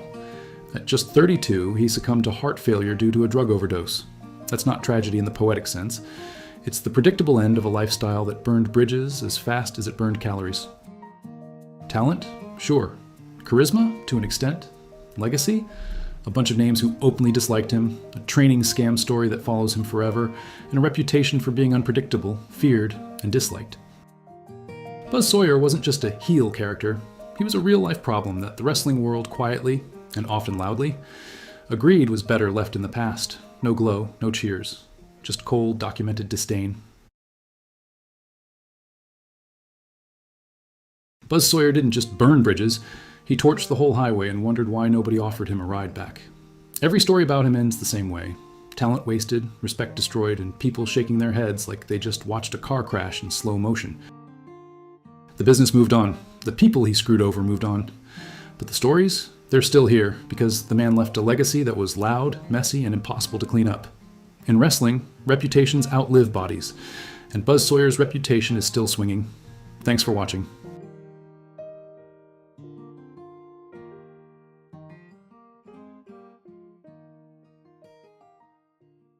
Dan Spivey wasn't some polite journeyman chasing fame. He was a 6'6" Florida bruiser who could take your head off and still smile like a youth pastor on parole. Fans remember Waylon Mercy, the creepy, soft-spoken gimmick from '95, but the real man behind it, way scarier. Before he was quoting Bible verses and grinning in Hawaiian shirts, Spivey was smashing jaws, calling out legends, and collecting receipts like a damn tax auditor. He came up hard, played football at Georgia, and carried that linebacker temper straight into every locker room he entered. He didn't fake the danger. He was the danger. You either respected him or got bulldozed trying not to. Ask Adrian Adonis, who learned the hard way in Flint. Ask Ric Flair, who couldn't politic his way out of Spivey's memory. Ask the Road Warriors, who thought money made them untouchable. Ask Bret Hart, who called him stiff, and got exactly what he asked for. This is Dan Spivey, the man the gimmick barely contained. And tonight we're cracking open the truth behind that twisted smile. Dan Spivey was born in Tampa, Florida, a city full of heat, attitude, and enough bad decisions to fill a WCW pay-per-view. He grew up tall, mean, and way too competitive for anyone's comfort. By the time most kids were learning patience, Spivey was learning how to hit people without saying sorry. Football became his first outlet. At the University of Georgia, he wasn't some mascot-loving sweetheart. He was the guy your coach warned you not to piss off in practice. Every snap, every collision. It was controlled violence, and Spivey thrived on it. That aggression never left him. He'd later admit football didn't teach him teamwork. It just taught him how to channel rage with precision. After college, he chased the pro game briefly, but the NFL wasn't built for that kind of temperament. Too many suits, too much structure, not enough blood. So, when wrestling came knocking, it wasn't destiny. It was the next logical fight. Florida. In the early 80s was a training ground for maniacs. The gyms smelled like ammonia and sweat, and every handshake was a test. Spivey fit in instantly, not because of skill, but because no one wanted to tell him no. He was 6'6", shredded, and had that unspoken aura that said, "Try me once." Old school trainers saw money in him, but veterans saw a problem they couldn't control. He wasn't there to perform. He was there to prove that his intensity was real, and if you thought he was green, he'd make you bleed until you thought otherwise. The football player was gone. The fighter was born. When Dan Spivey broke into wrestling, the business was already a mess of egos and hidden knives. He didn't walk in soft, he walked in swinging. Early days in Florida and the Carolinas, he learned quick that being polite got you buried, so he didn't bother. He made his name by hitting harder than everyone else and daring anyone to complain about it. His early tag run with Mike Rotunda in the WWF as the Second U.S. Express was supposed to be his big break. Same music, same patriotic energy, different chemistry. But fans didn't buy it. They missed Barry Windham, and Spivey wasn't there to smile through rejection. He hated the backstage politics, hated the fake smiles, and hated being told to slow down when half the locker room couldn't keep up. He wasn't losing matches. He was losing patience. In Japan, though, he came alive. That stiff, shoot-first energy worked overseas, where fans respected real punishment. Spivey became known for taking liberties and not caring who complained. He'd lay in shots that echoed through buildings, then act like it was just another Tuesday. Guys would go to the promoter and say, "He's too rough," and the promoter would shrug, because Spivey sold tickets. By the time he hit WCW, he wasn't the new guy anymore. He was the guy nobody wanted to stiff first.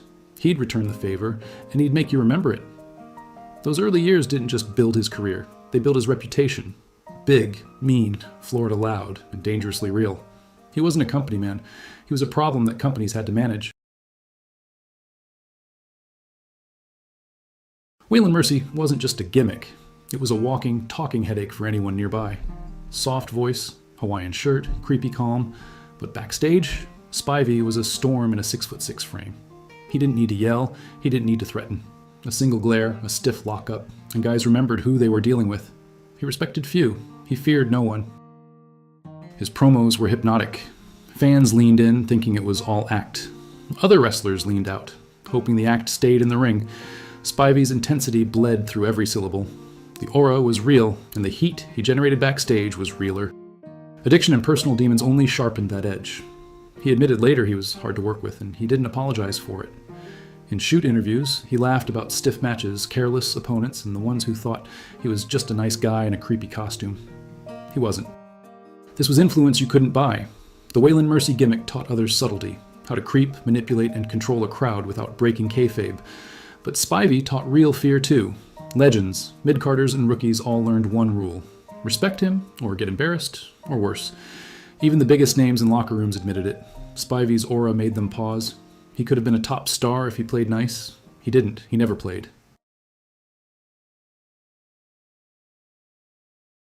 Dan Spivey versus Adrian Adonis wasn't a match. It was a warning shot.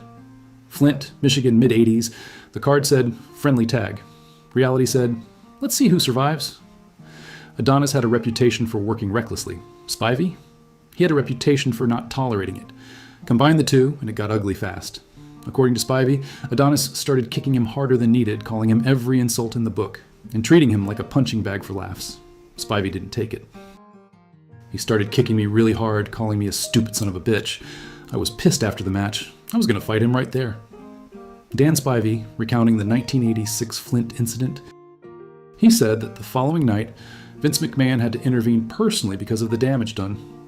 When Vince told him, Dan, I can't have you beating up my talent, Spivey shot back cold. He's not that talented, though. That's not wrestling folklore, that's a verified shoot. Every word came from Spivey himself, not a retelling or rumor. This wasn't kayfabe, this was a legit shoot. Locker rooms whispered, promoters feared, and fans had no idea. Adonis learned fast, never test Spivey. Others watched, knowing if they crossed him, there was no referee to save them.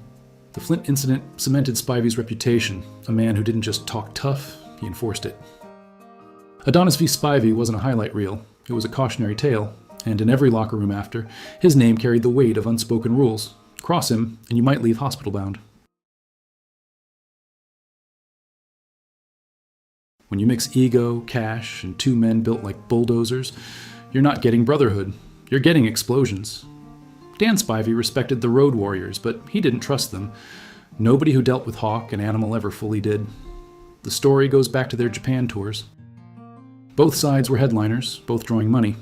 But when the payoffs came, things didn't add up. Spivey noticed he was taking stiffer shots and smaller checks. You can hit him hard, or you can pay him right. You don't get to do both. He called it what it was, a business screw job. In old interviews, Spivey admitted there were money issues that caused tension overseas. It wasn't about pride, it was about fairness. He hated seeing promoters and top names skim, and he wasn't afraid to say it out loud. Most guys kept quiet. Spivey wasn't most guys. Hawk took it personally, the kind of personal that ends in swinging fists backstage. The two had a legit blow-up in the locker room, with witnesses saying it nearly turned into a full shoot fight before others stepped in. Hawk respected power, and Spivey was one of the few who could match him pound for pound. That's why it stopped there. The money tension never fully died, though. Even years later, Spivey would throw subtle jabs about guys who made sure they got their envelopes first. He didn't fake his resentment, he broadcast it. The Road Warriors had dominance, Spivey had defiance.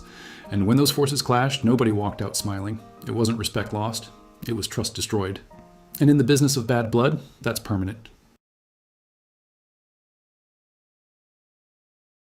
Dan Spivey and Bret Hart didn't click. No politics, no gimmicks, just bad chemistry and bad blood. They worked together in the mid-'80s, when Bret and the Hart Foundation were climbing, and Spivey was still trying to find his spot. Bret didn't like his style. Spivey didn't care. Spivey worked rough, tight, and real. Bret wanted precision, rhythm, control. That mix turned ugly. Bret went public later, saying Spivey was too stiff and hard to trust in the ring. Spivey fired back, saying Bret was full of himself and treated anyone outside his circle like dirt. He said Bret was good, but he wasn't God. Their matches got tense, lockups turned into tests of strength, chops got heavier. Bret accused him of sandbagging spots. Spivey accused Bret of playing victim. No one backed down. By 1987, the tension was locker room gossip. Some said Bret pushed to avoid working with him. Others said Spivey's own attitude made that easy. Either way, it was real heat. No promo, no payoff, just two guys who couldn't stand each other's approach. Years later, Spivey didn't pretend to forgive. In shoot interviews, he said he respected Bret's success, but never liked his arrogance. He added that Bret's version of professionalism meant, you work like me, or you're wrong. Spivey worked like Spivey. No punches thrown, no police reports, no friendship, just bad memories and a shared hatred of each other's philosophy. And in wrestling, that's worse than a fight, because it lingers. Bret walked away the hero. Spivey walked away unfiltered. Neither forgot, neither wanted to. If there was ever a collision between chaos and control, it was Dan Spivey and Ric Flair. Flair ran the locker room like a boardroom. Spivey didn't take meetings, he started fights. Their issues weren't a secret. Spivey told in a shoot in 2006 that Flair didn't like my style, didn't like how I talked to him, and definitely didn't like that I didn't kiss his ass. It wasn't just words. Flair saw Spivey as unpredictable, a guy who'd throw live rounds if he felt disrespected. In an era where Flair protected his position through politics, Spivey's bluntness was suicide. Multiple wrestlers from that time, including Barry Windham and Mike Rotunda, have said Spivey was blacklisted from NWA main events. The word came from the top. Flair didn't want him in his orbit. Spivey's name started to disappear from key cards, replaced by smoother workers Flair could control. Years later, Spivey admitted in a 2011 radio interview that he respected Flair's ability, but not his bullshit. He didn't bury him, he just called it straight. Flair, meanwhile, never mentioned Spivey by name in his book, a quiet snub that said plenty. The tension never exploded into a fight, but it didn't have to. The damage was political, not physical. Flair didn't need to throw punches, he had a pen and pull. And when he used both, Spivey's push was done. Flair might have been the man, but Spivey was the guy who never bowed to him. And that's the one thing Flair couldn't forgive. When the boots came off, Dan Spivey didn't exactly ride into the sunset. He limped out of it. Decades of chair shots, stiff shots, and political gut punches caught up fast. He retired officially in 1995 after a brutal run that left him burned out and bitter toward the business. But the man didn't disappear. Spivey resurfaced years later looking completely different, sober, grounded, and brutally honest. He opened up in multiple interviews about his past drug and alcohol issues, saying wrestling ate me alive, and I let it. Unlike a lot of the boys from that era, he actually got help. Today, Spivey works quietly outside the ring, helping others battling the same addictions that nearly killed him. He's done motivational speaking, recovery work, and appeared at fan conventions where he's surprisingly candid. When fans ask about his old feuds, he doesn't sugarcoat it. He admits he was his own worst enemy at times, but says he always stood up for himself. Spivey's not chasing nostalgia or begging for Hall of Fame nods. He's content being remembered as the guy who didn't play the game. No politics, no filters, no fake smiles. In a 2016 shoot, Spivey says, "I got peace now, that's all I ever wanted." Coming from a guy who once made Adrian Adonis bleed buckets and made Ric Flair nervous backstage, that's saying something. He might not have been the most successful, but Spivey walked away alive, clean and unapologetic. And for that generation, that's a win. Dan Spivey didn't play wrestling politics, he played survival. He walked into every locker room like he didn't give a damn whose name was on the door. And that's exactly why half of them shut it behind him. He wasn't a company guy. He wasn't a handshaker. He was the guy you hoped wasn't in your match when the booking sheet went up. From busting open Adonis, to calling out Flair, to falling out with the Road Warriors, he didn't fake a thing. Even Bret Hart admitted Spivey was too intense for some guys. No kidding. Spivey's legacy isn't about titles, it's about truth. He was raw, unpredictable, and at times his own worst enemy. But he was never a coward, and he never played nice to get ahead. He left the business battered but free, which is more than most of his generation can say. Now he's clean, grounded, and doesn't care who remembers his name. He found peace in a world that once thrived on chaos, and that's his final middle finger to the system that buried him. Dan Spivey didn't die a legend. He lived like one, and that's much harder. You're watching the truth get dragged out one busted ego at a time. If you're still here, can I ask if you could hit that like button?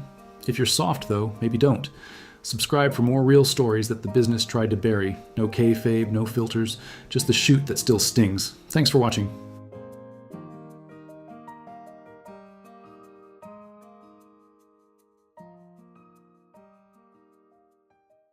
Rick and Scott, a duo that didn't just wrestle, they demolished. Known for their blend of brute strength, technical prowess, and an unparalleled love for suplexes, they weren't just another tag team. They were wrestling's equivalent of a high-speed train crashing into a brick wall, equal parts unstoppable force and immovable object. Hailing from Michigan, Rick and Scott weren't just two tough guys thrown together in a tag team. They were real-life brothers, collegiate wrestling standouts, and two of the most dominant performers. That insane blend of power and agility, the Steiners redefined tag team wrestling in ways few others could. From the NWA and WCW to Japan and the WWF, they suplexed, slammed, and bulldozed their way through some of the best teams in history, leaving a legacy filled with championships, broken opponents, and more than a few bewildered commentators trying to describe Scott's Frankensteiners. But their journey wasn't just about dominance, it was about evolving with the ever-changing wrestling landscape. From their humble beginnings to their wild, unpredictable later years, the Steiner brothers were never boring, always dangerous, and undeniably one of the most influential tag teams ever to step foot inside the squared circle. So, grab your earguards and tighten your singlets. We're diving headfirst into the suplex-filled saga of Rick and Scott Steiner.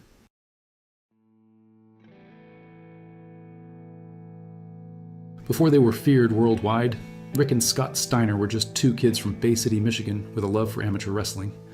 Rick, the older of the two, made a name for himself as a powerhouse grappler at the University of Michigan, where he became an NCAA Division I All-American. His younger brother, Scott, followed suit, achieving similar success and quickly developing a reputation for his freakish athleticism and explosive power.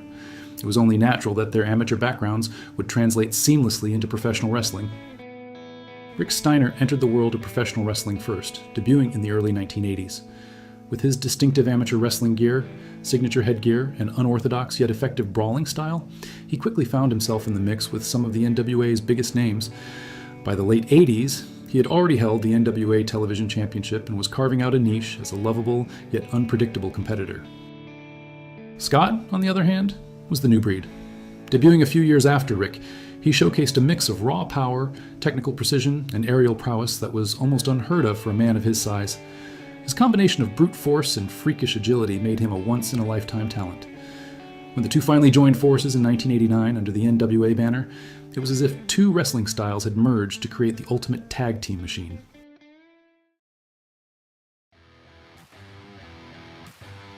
The Steiner brothers wasted no time making an impact.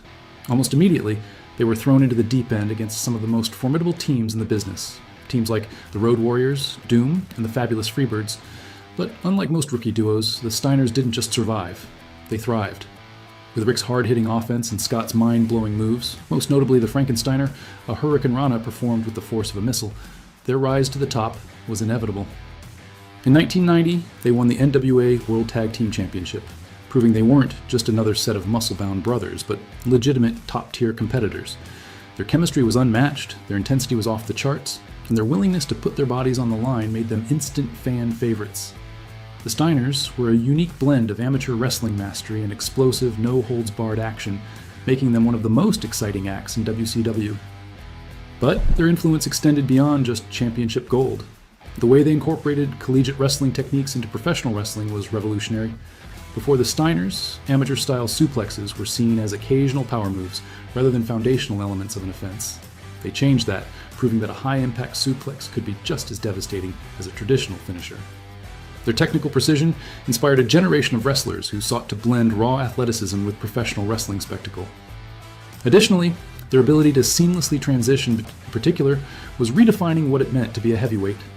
His Frankensteiners and high-risk maneuvers were things that fans had rarely, if ever, seen from a man his size.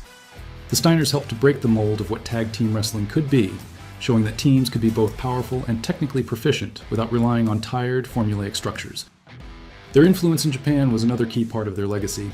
Competing in New Japan Pro Wrestling, the Steiner brothers left an imprint on the Japanese wrestling scene, where their hard-hitting style was greatly respected. The Japanese strong-style approach blended seamlessly with the Steiners' no-nonsense offense, and their battles with teams like Hiroshi Hase and Kensuke Sasaki set a new standard for international tag team wrestling. The intensity and realism they brought to their matches in Japan helped pave the way for future collaborations between American and Japanese wrestlers, demonstrating how different styles could coexist in the wrestling world. The Steiner brothers were also responsible for bringing a level of unpredictability to tag team wrestling. Their matches never felt scripted or overly choreographed. They carried an aura of danger. Any given night, Scott could decide to throw in a new variation of a suplex, or Rick might just decide to maul someone with his brute strength. This sense of unpredictability made them must-watch television and gave their matches an organic, competitive feel that resonated with hardcore wrestling fans. Perhaps most importantly, the Steiner brothers legitimized tag team wrestling in an era when single stars were often prioritized over tag teams. They weren't just supporting players, they were main event caliber athletes who could steal the show any night of the week. Their ability to draw crowds, excite audiences, and keep fans on the edge of their seats ensured that tag team wrestling remained a vital part of WCW's programming.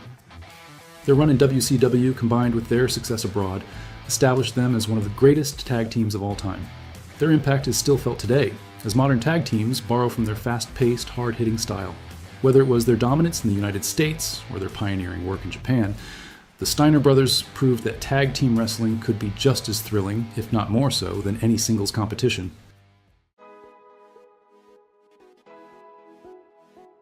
In 1992, Vince McMahon came calling and the Steiner brothers made their way to the World Wrestling Federation. But unlike many WCW imports, they didn't get lost in the shuffle. They bulldozed their way through the competition. Facing off against teams like Money Inc. and the Head Shrinkers, Rick and Scott continued to prove why they were among the best in the world. The WWF Tag Team Championship reign, they had further solidified their legacy, though their stint in the company was short-lived. By 1994, the Steiners had returned to WCW, where they once again became mainstays in the tag team division. However, things weren't the same. Scott had begun to transform, both physically and stylistically, into what would eventually become Big Papa Pump. His increasing muscle mass and growing ego led to an eventual split, with Scott embarking on a successful singles career, while Rick remained in the tag team scene.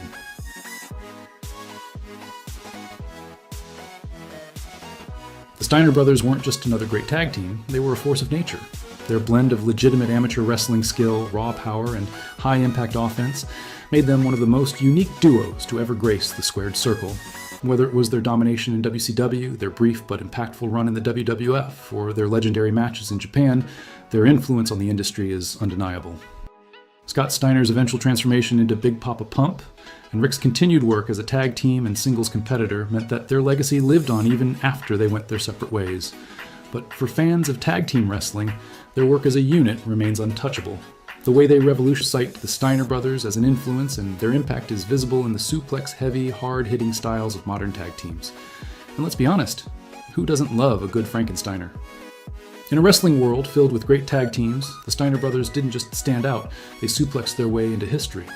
And if you ever find yourself doubting their greatness, just remember, in their prime, these two would probably have tossed you halfway across the ring before you even knew what hit you. In 2022, the Steiner brothers received one of the highest honors in professional wrestling, induction into the WWE Hall of Fame. This recognition cemented their legacy as one of the greatest tag teams of all time.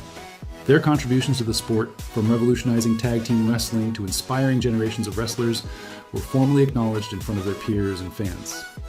The induction was especially meaningful as Rick's son, Braun Breaker, introduced them, symbolizing the continuation of their wrestling lineage. The honor not only celebrated their past achievements, but also ensured their name would be remembered for years to come.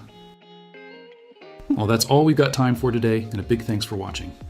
If you enjoyed this video, don't forget to give it a thumbs up, and make sure to hit that subscribe button so you don't miss out on any of our future content. See you in the next video.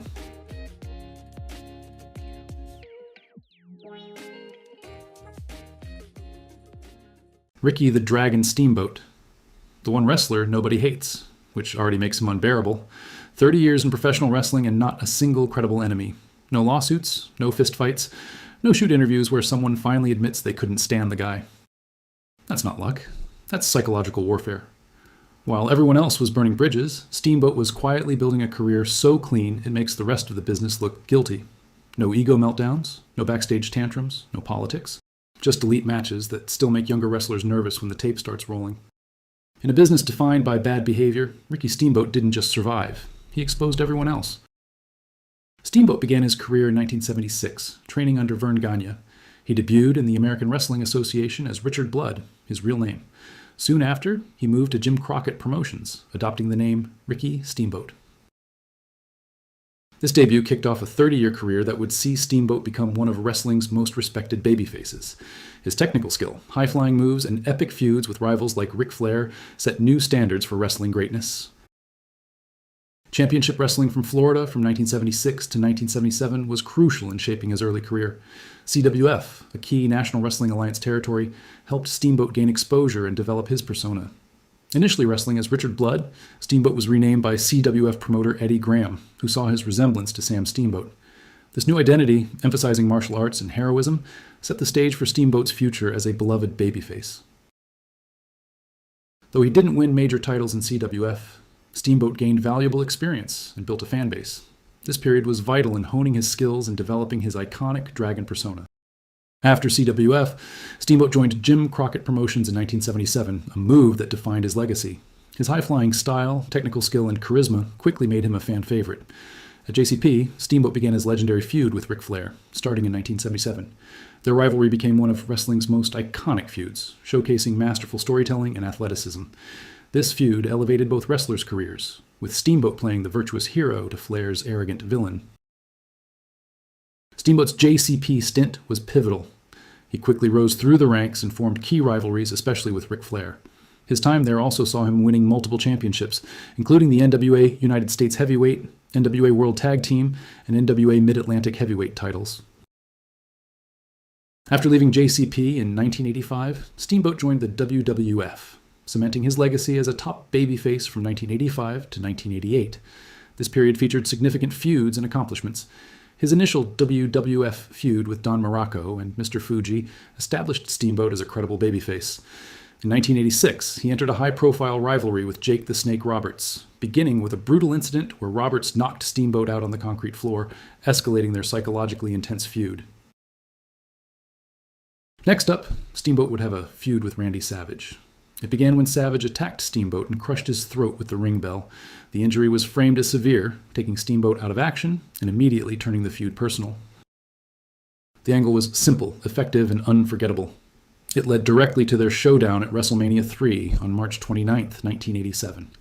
That night, Steamboat defeated Savage to win the Intercontinental Championship. He lost the title to the Honky Tonk Man in June 1987 and left the WWF in mid-1988. Returning the Jim Crockett Promotions, which was rebranded now as WCW. Steamboat's 1989 WCW run is legendary, highlighted by his NWA World Heavyweight Championship reign and feud with Ric Flair. Their trilogy of matches set new standards for professional wrestling. On February 20th, 1989, at Chi-Town Rumble, Steamboat defeated Flair for the NWA World Heavyweight Championship. Their second match, a 2 out of 3 false bout, is hailed as one of the greatest technical wrestling matches ever. In their final encounter, Flair regained the title. These matches cemented Steamboat's status as one of the best in-ring competitors ever. The Steamboat Flair trilogy of 1989 is considered one of wrestling's greatest match series, praised for storytelling and technical skill. These bouts showcase Steamboat's elite performance as both babyface and champion. They highlighted his chemistry with Flair, known for elevating opponents. Despite a short 76-day reign, Steamboat's impact as the underdog champion against Flair's arrogant persona was significant. After the trilogy, Steamboat briefly feuded with Terry Funk, who attacked Flair after the Wrestle War match. This feud, while less significant for Steamboat, kept him in top storylines.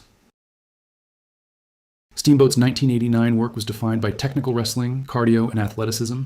His martial arts-influenced style and in-ring psychology made his matches admissible. This run cemented his legacy as a legendary world champion, and also demonstrated his unmatched ability to tell a compelling story in the ring. Steamboat had other feuds with Lex Luger, the Fabulous Freebirds, and the Enforcers before returning to the WWF in 1991. This stint, while notable, was less impactful than his first run, featuring a new theatrical persona but lacking major storylines or titles. Steamboat's 1991 WWF return saw him rebranded as the Dragon, a more theatrical character. He entered the ring in a dragon costume, breathing fire from the top rope. And like his previous run as a top contender, this stint placed him in lower to mid-card matches against enhancement talent and mid-level wrestlers. His most notable appearance was at SummerSlam 1991 in a 6-man tag team match, teaming with the Texas Tornado and the British Bulldog.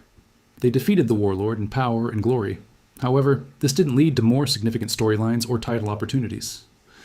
Steamboat's second run in New York was brief, ending in late 1991 due to creative frustrations. In November 1991, Steamboat made a surprise return to WCW at Clash of the Champions 17 as Dustin Rhodes' mystery partner. He immediately captured the WCW World Tag Team Championships from the Enforcers. This victory re-established Steamboat as a top competitor in WCW, contrasting sharply with his recent WWF experience and marking a new chapter in his career. Steamboat and Rhodes defended their tag titles against various teams before losing to Arn Anderson and Bobby Eaton on January 16, 1992. This brief range showcased Steamboat's tag team prowess. A notable feud during this period was with Rick Rude for the U.S. Heavyweight Championship. Their matches were praised for their psychology and storytelling, becoming a highlight of early 1990s WCW. Steamboat vied for the World Heavyweight Championship, facing stars like Vader and Flair, but couldn't secure the title. His matches, however, continued to be some of the best technical wrestling WCW had to offer. On September 1992, he won the television championship from Steve Austin, holding it for a few months before losing it back to Austin. In 1993, Steamboat partnered with Shane Douglas, winning the Unified World Tag Team Championships. They had a memorable feud with the Hollywood Blondes before dropping the titles back to them. In 1994, Steamboat reignited his legendary rivalry with Ric Flair, this time over the WCW World Heavyweight Championship. They faced each other at Spring Stampede in a match that went to a controversial double pin. The title was initially declared vacant, but Flair was later reinstated as champion. This marked one of the final major bouts between Steamboat and Flair, capping off their storied rivalry with another classic match. Steamboat's final significant appearance was winning the U.S. Heavyweight Championship from Austin at Clash of the Champions 28 in August 1994. Unfortunately, however, a serious back injury forced him to vacate the title and retire from in-ring competition later that year. Steamboat's 1991 to 1994 WCW runs amended his status as a top wrestler known for his skill, memorable feuds, and versatility in singles and tag team matches. His performances during this time left a lasting impact in WCW, despite injuries ending his career. After suffering a serious back injury in 1994 while holding the WCW United States Heavyweight Championship, Steamboat was forced to vacate the title. The injury was severe enough that he announced his retirement from active wrestling later that year. This marked the end of Steamboat's full-time in-ring career, Though he would remain involved in the wrestling industry in various capacities, Steamboat made a few non-wrestling appearances during the mid-1990s, as a guest at events like WrestleMania 12. In the late 1990s and early 2000s, Steamboat worked as a trainer and agent helping develop young talent. He also worked behind the scenes in WWF's developmental system, scouting and training future stars. Between 2002 and 2003, Steamboat appeared for TNA as a special guest referee and authority figure, adding credibility to high-profile matches featuring stars like Jeff Jarrett and AJ Styles. Ricky Steamboat was inducted into the WWE Hall of Fame on April 4th, 2009, the night before WrestleMania 25.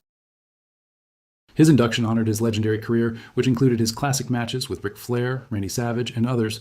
Steamboat was inducted by his longtime rival and friend, Ric Flair, and his induction speech was met with much admiration and respect from both fans and peers. After his 2009 WWE Hall of Fame induction, Steamboat made a surprising in-ring comeback at WrestleMania 25. He teamed with Roddy Piper and Jimmy Snuka against Chris Jericho, impressing fans despite his long retirement. He then had a critically acclaimed singles match with Jericho at Backlash 2009, showcasing remarkable skill at 56. Steamboat's final WWE appearance was in a 10-man tag match at Extreme Rules 2010. A brain aneurysm soon after led to his permanent retirement. In November 2022, Steamboat came out of retirement for a special one-off match at Big Time Wrestling. He teamed with FTR to face Jay Lethal, Brock Anderson, and Nick Aldis. He occasionally makes guest appearances at wrestling events, signings, and conventions, where he interacts with fans and shares stories from his career. To this day, he serves as a WWE ambassador, occasionally appearing at WWE events and programs. His legacy is well respected within the company, and he often represents WWE at public events, signings, and media appearances. Well, that's it for today. If you've enjoyed this and want to get notified when the next video comes out, hit the subscribe button.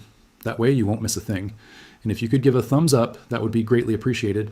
That way YouTube will notice, send this out to others as well. Thanks for your time today, and see you real soon. Thanks for watching.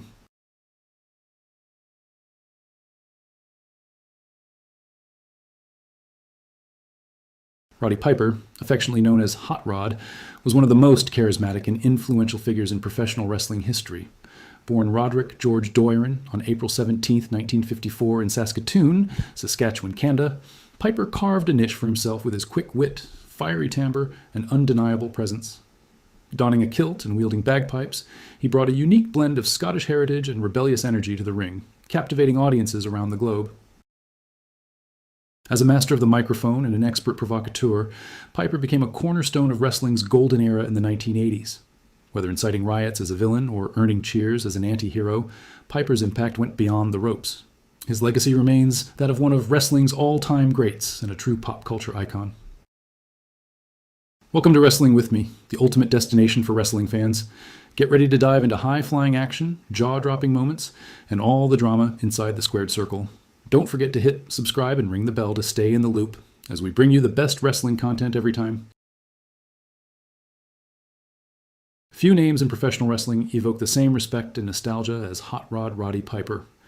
Known for his in-ring charisma, razor-sharp wit, and penchant for chaos, Piper was a trailblazer who transcended the squared circle. While he was never a traditional world champion, his contributions to the industry were unparalleled, cementing his place as one of wrestling's most enduring legends. This video explores the life, career, and cultural impact of Roddy Piper, delving into what made him a cornerstone of professional wrestling history. From controversial promos to unforgettable rivalries, his influence still shapes wrestling storytelling today, worldwide legacy. Raised in a tumultuous household, Piper's youth was marked by frequent moves and strained relationships. His rebellious nature led him to leave home at an early age, finding refuge in sports and martial arts. Piper's athleticism and resilience soon guided him to professional wrestling, where he debuted at the astonishingly young age of 15. Early in his career, he performed under his real name before adopting the Roddy Piper persona. The nickname Hot Rod came later, inspired by his fiery temper and quick wit. With bagpipes in hand and a nod to his Scottish heritage, Piper began cultivating the unique persona that would eventually become iconic. By the late 1970s, Piper honed his craft across various wrestling territories, including the National Wrestling Alliance and promotions in Canada and the United States. His natural ability to connect with audiences, whether as a lovable rogue or despised villain, set him apart. Piper's gift for improvisation made him an asset to promoters seeking to ignite crowd reactions. In the early 1980s, Piper began gaining national recognition. His work in promotions like Georgia Championship Wrestling and Jim Crockett Promotions showcased his burgeoning talent. His big break came when he joined the World Wrestling Federation in 1984. One of Piper's most significant contributions was the introduction of the talk show segment Piper's Pit. Debuting in 1984, it became a groundbreaking platform for storytelling and character development in traditional wrestling promos. Piper's Pit emphasized dialogue-driven confrontations, allowing Piper to showcase his verbal dexterity and psychological mastery. One memorable moment in Piper's Pit history occurred when Piper smashed a coconut over Jimmy Superfly Snuka's head, solidifying his reputation as one of wrestling's most hated villains. These segments elevated Piper's character and laid the groundwork for countless rivalries, cementing Piper's Pit as a pivotal element of wrestling programming. Piper played a crucial role in the success of the inaugural WrestleMania in 1985. Paired with Paul Orndorff against Hulk Hogan and Mr. T, Piper was the antagonist fans loved to hate. Celebrity involvement and larger-than-life personas helped catapult WrestleMania into a global spectacle. While Piper's rivalry with Hogan defined much of the WWF's early boom period, it was his ability to draw heat and generate interest that made him invaluable. Piper didn't need championship runs to prove his importance. His mere presence guaranteed an emotional reaction from the audience. Piper's career showcased his versatility, whether as a villain inciting riots or a beloved hero standing up against injustice. His adaptability was evident in matches against Greg the Hammer Valentine, Bret Hitman Hart, and Adrian Adonis, among others. At WrestleMania 6 in 1990, Piper faced Bad News Brown. For this match, he painted half his body black to symbolize two sides of his personality. Intended as psychological mind games, the gesture was widely criticized as racially insensitive. Piper later claimed it was meant for storytelling, not offense. Piper often pushed boundaries in his promos. Some included racial or ethnic undertones that would be considered unacceptable today. For example, his feud with Mr. T leading into WrestleMania included comments interpreted as racist by fans and critics. His match against Bret Hart at WrestleMania 8 remains a standout example of Piper's technical prowess and storytelling ability. The bout showcased Piper's capacity to adapt his in-ring style, proving he was more than a charismatic talker. The blend of sportsmanship and cunning demonstrated the depth of Piper's character, leaving fans with a lasting impression. Beyond wrestling, Piper made a significant impact on popular culture. His starring role in John Carpenter's 1988 cult classic They Live introduced him to a broader audience. Piper delivered the now iconic line, "I have come here to chew bubblegum and kick ass, and I'm all out of bubblegum." Piper's performance in They Live showcased his charisma and acting chops, earning him a place in science fiction cinema. His Hollywood foray reflected wrestlers' growing crossover appeal, paving the way for stars like Dwayne "The Rock" Johnson and Dave Bautista. While Piper's career had triumphs, it also had challenges. The physical and mental toll of wrestling, coupled with personal struggles, tested his resilience.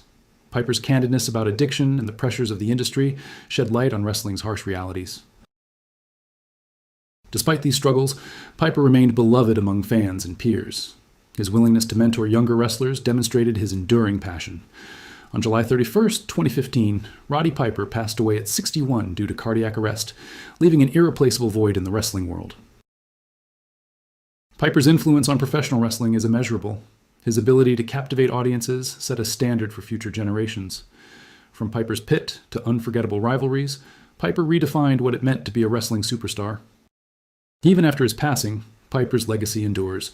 He was inducted into the WWE Hall of Fame in 2005, a testament to his lasting impact. Modern wrestlers often cite Piper as an inspiration, with his innovative promos serving as a blueprint for success. Roddy Piper was more than a wrestler. He was an entertainer, provocateur, and cultural icon. His ability to blur reality and fiction combined with charisma made him one of wrestling's most compelling figures. Piper's contributions ensure his legacy will resonate for generations. Roddy Piper was never just another name on a card. He was chaos with a microphone, controversy with purpose, and charisma you couldn't fake. Long after the bagpipes stopped playing, his words, moments, and confrontations still echo through modern wrestling. Few performers ever made talking the real main event, and fewer still could make audiences hate, love, and believe all at once. Piper didn't follow trends. He forced the industry to react to him. And decades later, wrestlers are still chasing the standard he set. That's the mark of a true legend. Thanks for watching.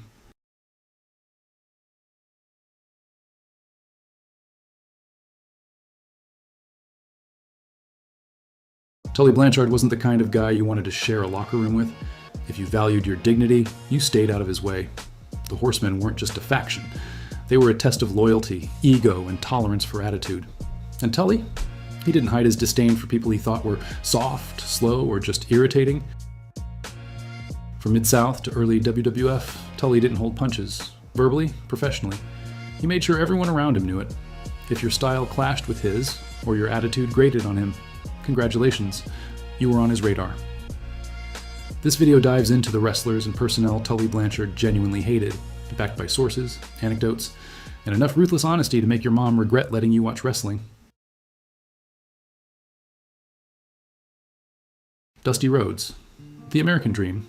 The man with a belly that could double as a drum and a charisma that could convince a crowd to cheer for someone falling flat on their arse.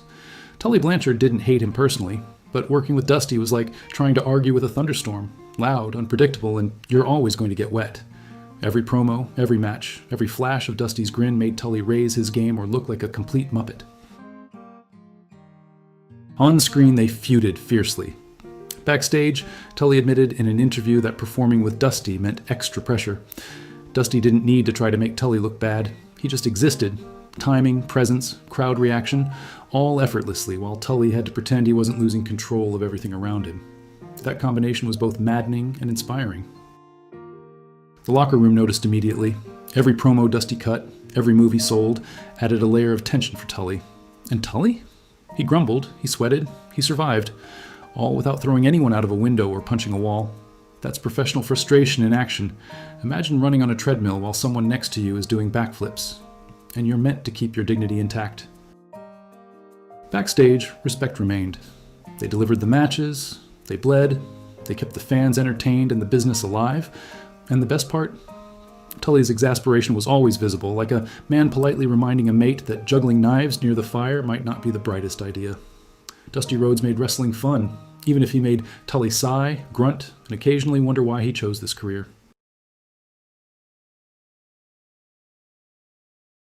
Arn Anderson, the original enforcer. Tully Blanchard had the pleasure of working alongside him, and it was, well, let's say Tully's patience got tested. Arn wasn't flashy. He didn't sell himself with promos or theatrics. He just worked hard, hit hard, and expected everyone else to keep up. For a guy like Tully, who thrived on style, crowd reaction, and finesse, that could be frustrating. In a shoot, Tully mentioned that working with Arn often forced him to adapt in real time, keep his heel spots believable, and maintain his timing under pressure. Arn's precision and relentless work ethic made even a veteran like Tully sweat. The kind of frustration here isn't personal hatred. It's the, oh, bloody hell, I've got to keep up with this guy or look like a fool kind. The locker room noticed too. Arn didn't need to steal attention. His consistency made others elevate their game, and Tully sometimes bristled at having to carry the show while also matching Arn's intensity. Every tag match, every bump, every promo segment became a little mental battle. Tully wanted flair, Arn demanded fundamentals. Backstage, they respected each other. They survived the matches, delivered for fans, and walked away intact.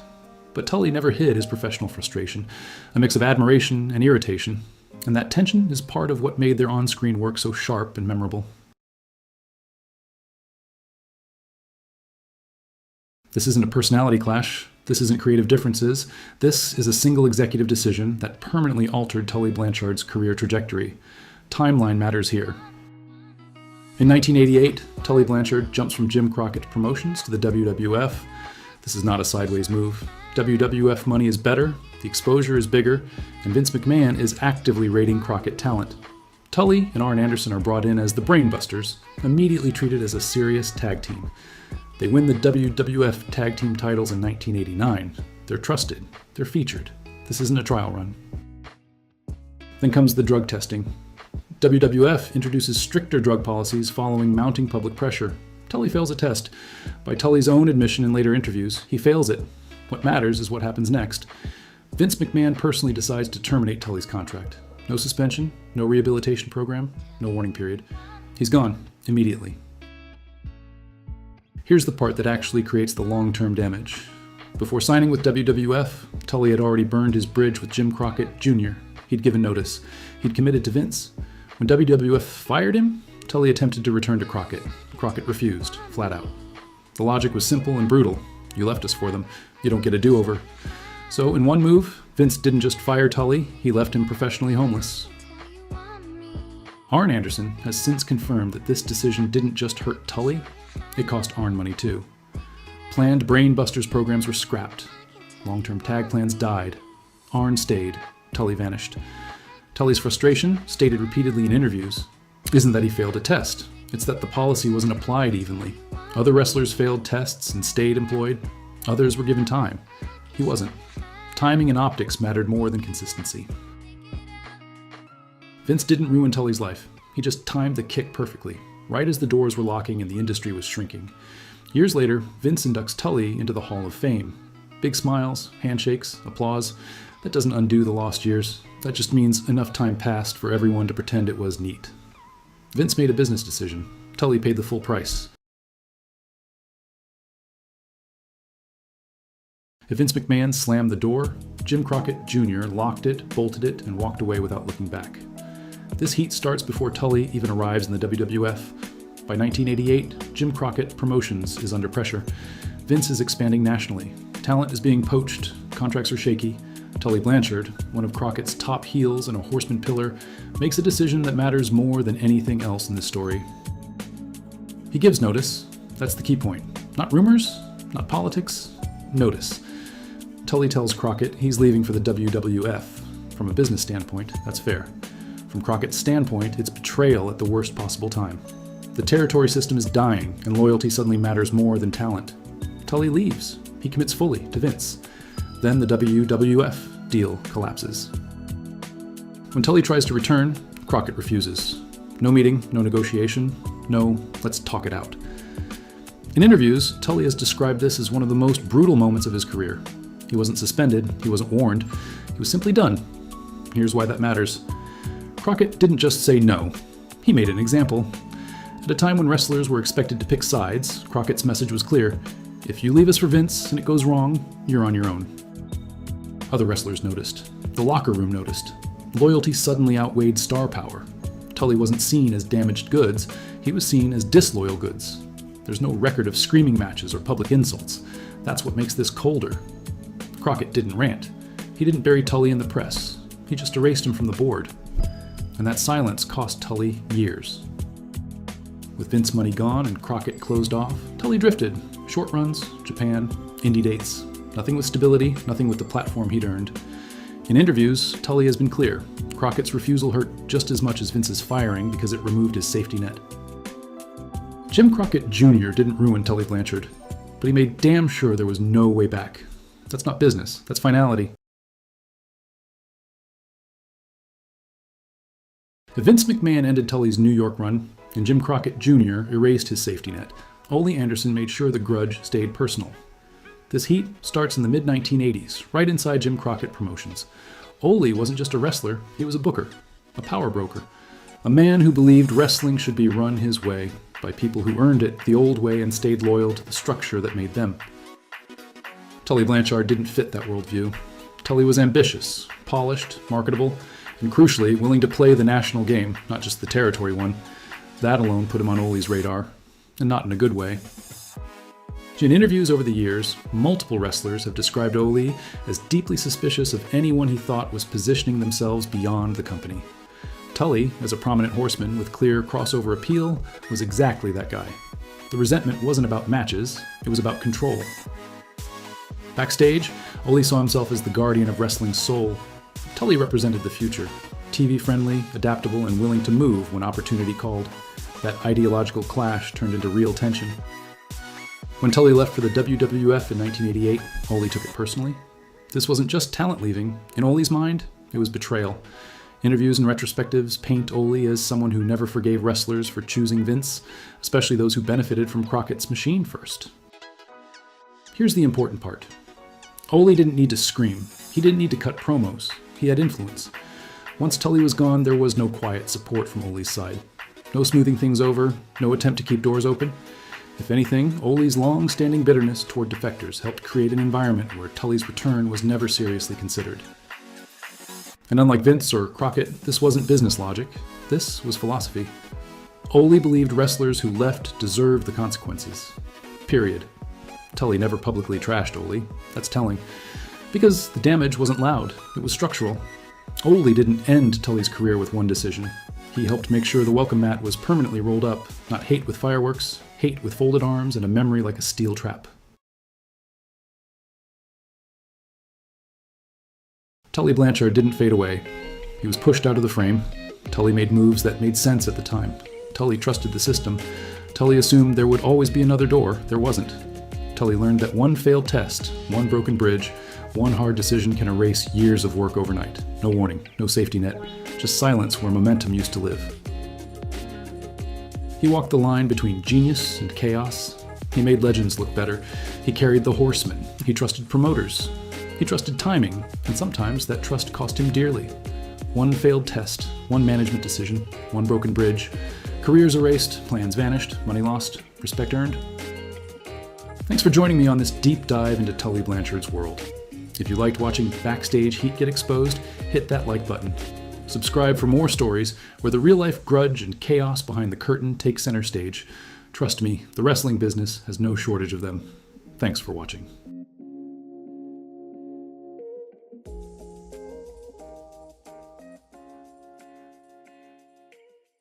Bob Armstrong built his name the hard way, and plenty of guys still pretend they didn't feel that fire when he walked in. Tonight, we're not sugarcoating anything. We're walking straight into the real heat. The people who couldn't stand him, the people he didn't tolerate, and the names that left him shaking his head backstage.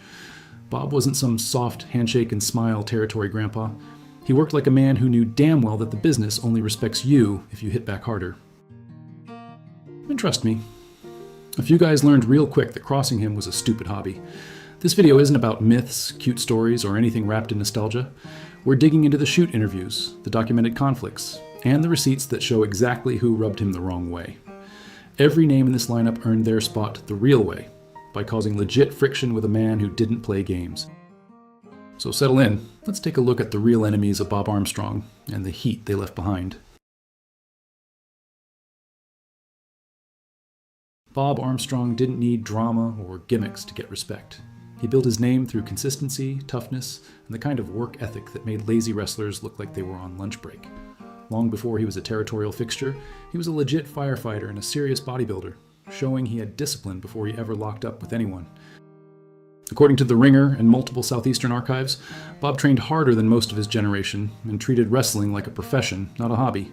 He earned a reputation as the guy you could rely on to deliver every single night. Bob's biggest achievements came through Georgia Championship Wrestling, Southeastern, Continental, and later World Championship Wrestling. He held the NWA Georgia Heavyweight Championship, the NWA Southeastern Championship, and a long list of regional belts that meant something when territories were the backbone of the business. He was pushed because he earned it, not because he schmoozed promoters. Even when he transitioned into roles like authority figure or mentor in SMW and TNA, fans still responded to him because his credibility was never in question. He also raised a wrestling dynasty. Scott Armstrong became a respected referee, Steve and Brad held territory success, and Road Dogg became one of the most famous talkers in WWE history. Bob didn't brag about it, he just appreciated that his sons worked. That's how he operated. No nonsense, no shortcuts. Behind the curtain, Bob had a reputation for being tough but fair. Veterans trusted him, rookies learned from him, and anyone trying to coast got a reminder that he didn't tolerate slackers. Wrestling interviews consistently painted him as a professional who expected the same from others. Bob Armstrong's achievements weren't flashy. They were earned, respected, and remembered by the people who mattered. Ron Fuller ran Southeastern and Continental like a king, guarding his lunch money. Bob Armstrong didn't hand over respect. Not for free. Fuller pushed favorites. Bob Armstrong pushed back harder. Every match became a statement. Southeastern veterans recall Armstrong walking in and forcing everyone to take him seriously. Fuller thought territorial politics could keep Bob Armstrong in line. Armstrong treated every match like a personal fight. Every slam, every suplex was a message. Politics didn't work. Discipline did. Promos weren't just TV. Armstrong made sure on-camera confrontations reflected real backstage frustration. The Tennessee stud attitude crashed into Armstrong's work ethic. The locker room buzzed. Armstrong didn't care about feelings. Armstrong cared about respect. Fuller learned control meant nothing if Armstrong refused to play. The heat simmered for years. Armstrong didn't chase cheap shots, but every match Fuller booked became a subtle middle finger. Ringer archives confirm Armstrong's reputation kept growing. Belts, fan respect, and proof that discipline beats politics. Armstrong and Fuller shared a professional relationship built on necessity, not trust. Armstrong always kept a sharp eye on Fuller's moves. Interviews show caution, respect, and zero compromise. The feud never exploded publicly, but tension burned quietly. Talent and discipline outlasted power in politics. Armstrong made sure everyone backstage knew running a territory didn't mean running Bob Armstrong. Roddy Piper made a name trash-talking everyone, and Bob Armstrong didn't take kindly to it. Piper mocked Armstrong's physique on camera, calling out his upper body and tiny legs. Southeastern archives confirmed the comments left Armstrong frustrated. Promos weren't just performance. Every insult hit backstage, too. Bob Armstrong felt the disrespect personally. Piper's mic work rubbed the locker room the wrong way. Armstrong stayed professional, but the tension simmered. Interviews show Armstrong addressed the comments in subtle ways during matches. Every counter, every hold, sent a message. Piper never expected Armstrong to respond in the ring and backstage with equal intensity. Piper's arrogance clashed with Armstrong's old-school discipline. Veterans remember Armstrong, watching every move, every promo, ready to push back without losing control. The resentment wasn't loud. It was constant, quiet, and effective. By the end of their shared territory work, the locker room understood the dynamic. Piper could entertain, but Armstrong commanded respect. The feud left a mark, not in belts or titles, but in reputation. Piper learned that mocking discipline and consistency had consequences. Armstrong ensured that everyone backstage remembered it. Jim Cornette ran Southeastern and Continental like he owned the place, and Bob Armstrong refused to let favoritism dictate respect. Wrestling interviews confirm Armstrong confronted Cornette multiple times over booking decisions, making it clear that politics wouldn't intimidate him. Cornette pushed his favorites, trying to control the territory from behind the curtain. Armstrong delivered results nightly, letting performance speak louder than scheming. Pro Wrestling Stories archives show Armstrong earned every belt, every spotlight, without compromising integrity. Cornette expected compliance. Armstrong refused. Backstage, tension simmered quietly but visibly. Cornette's arrogance collided with Armstrong's old-school work ethic. Every match Armstrong worked became a subtle pushback. Every counter and hold reminded everyone in the locker room that talent earned respect, not Cornette's favoritism. Even when Cornette tried to manipulate match outcomes or influence younger wrestlers, Armstrong stayed disciplined, professional, and unflinching. Southeastern archives highlight that Armstrong's reputation grew stronger as Cornette's politics became obvious. Promos reflected real backstage heat. Armstrong never needed to call out Cornette publicly. Actions in the ring spoke for themselves. Cornette underestimated Armstrong's persistence and pride. Armstrong showed that respect was earned through work, not backstage scheming. By the end of their time in Southeastern, the locker room understood the dynamic. Cornette had influence, but Armstrong had credibility. Wrestlers remembered the tension. Cornette learned that manipulating Armstrong's career came at a cost. Armstrong left a lasting impression, the kind of reputation that doesn't fade, no matter how much power a promoter thinks he has. Bob Armstrong wasn't just a territory legend. Bob Armstrong was stubborn, old school, and occasionally stiff in the ring. Promoters quickly learned that Bob Armstrong refused to play politics. Bob Armstrong's mic skills weren't flashy, and passive-aggressive tension backstage made certain wrestlers sweat. The heat in the locker room tested Bob Armstrong constantly. Every move, every counter, every subtle pushback sent a message. Bob Armstrong didn't forget. Bob Armstrong didn't forgive.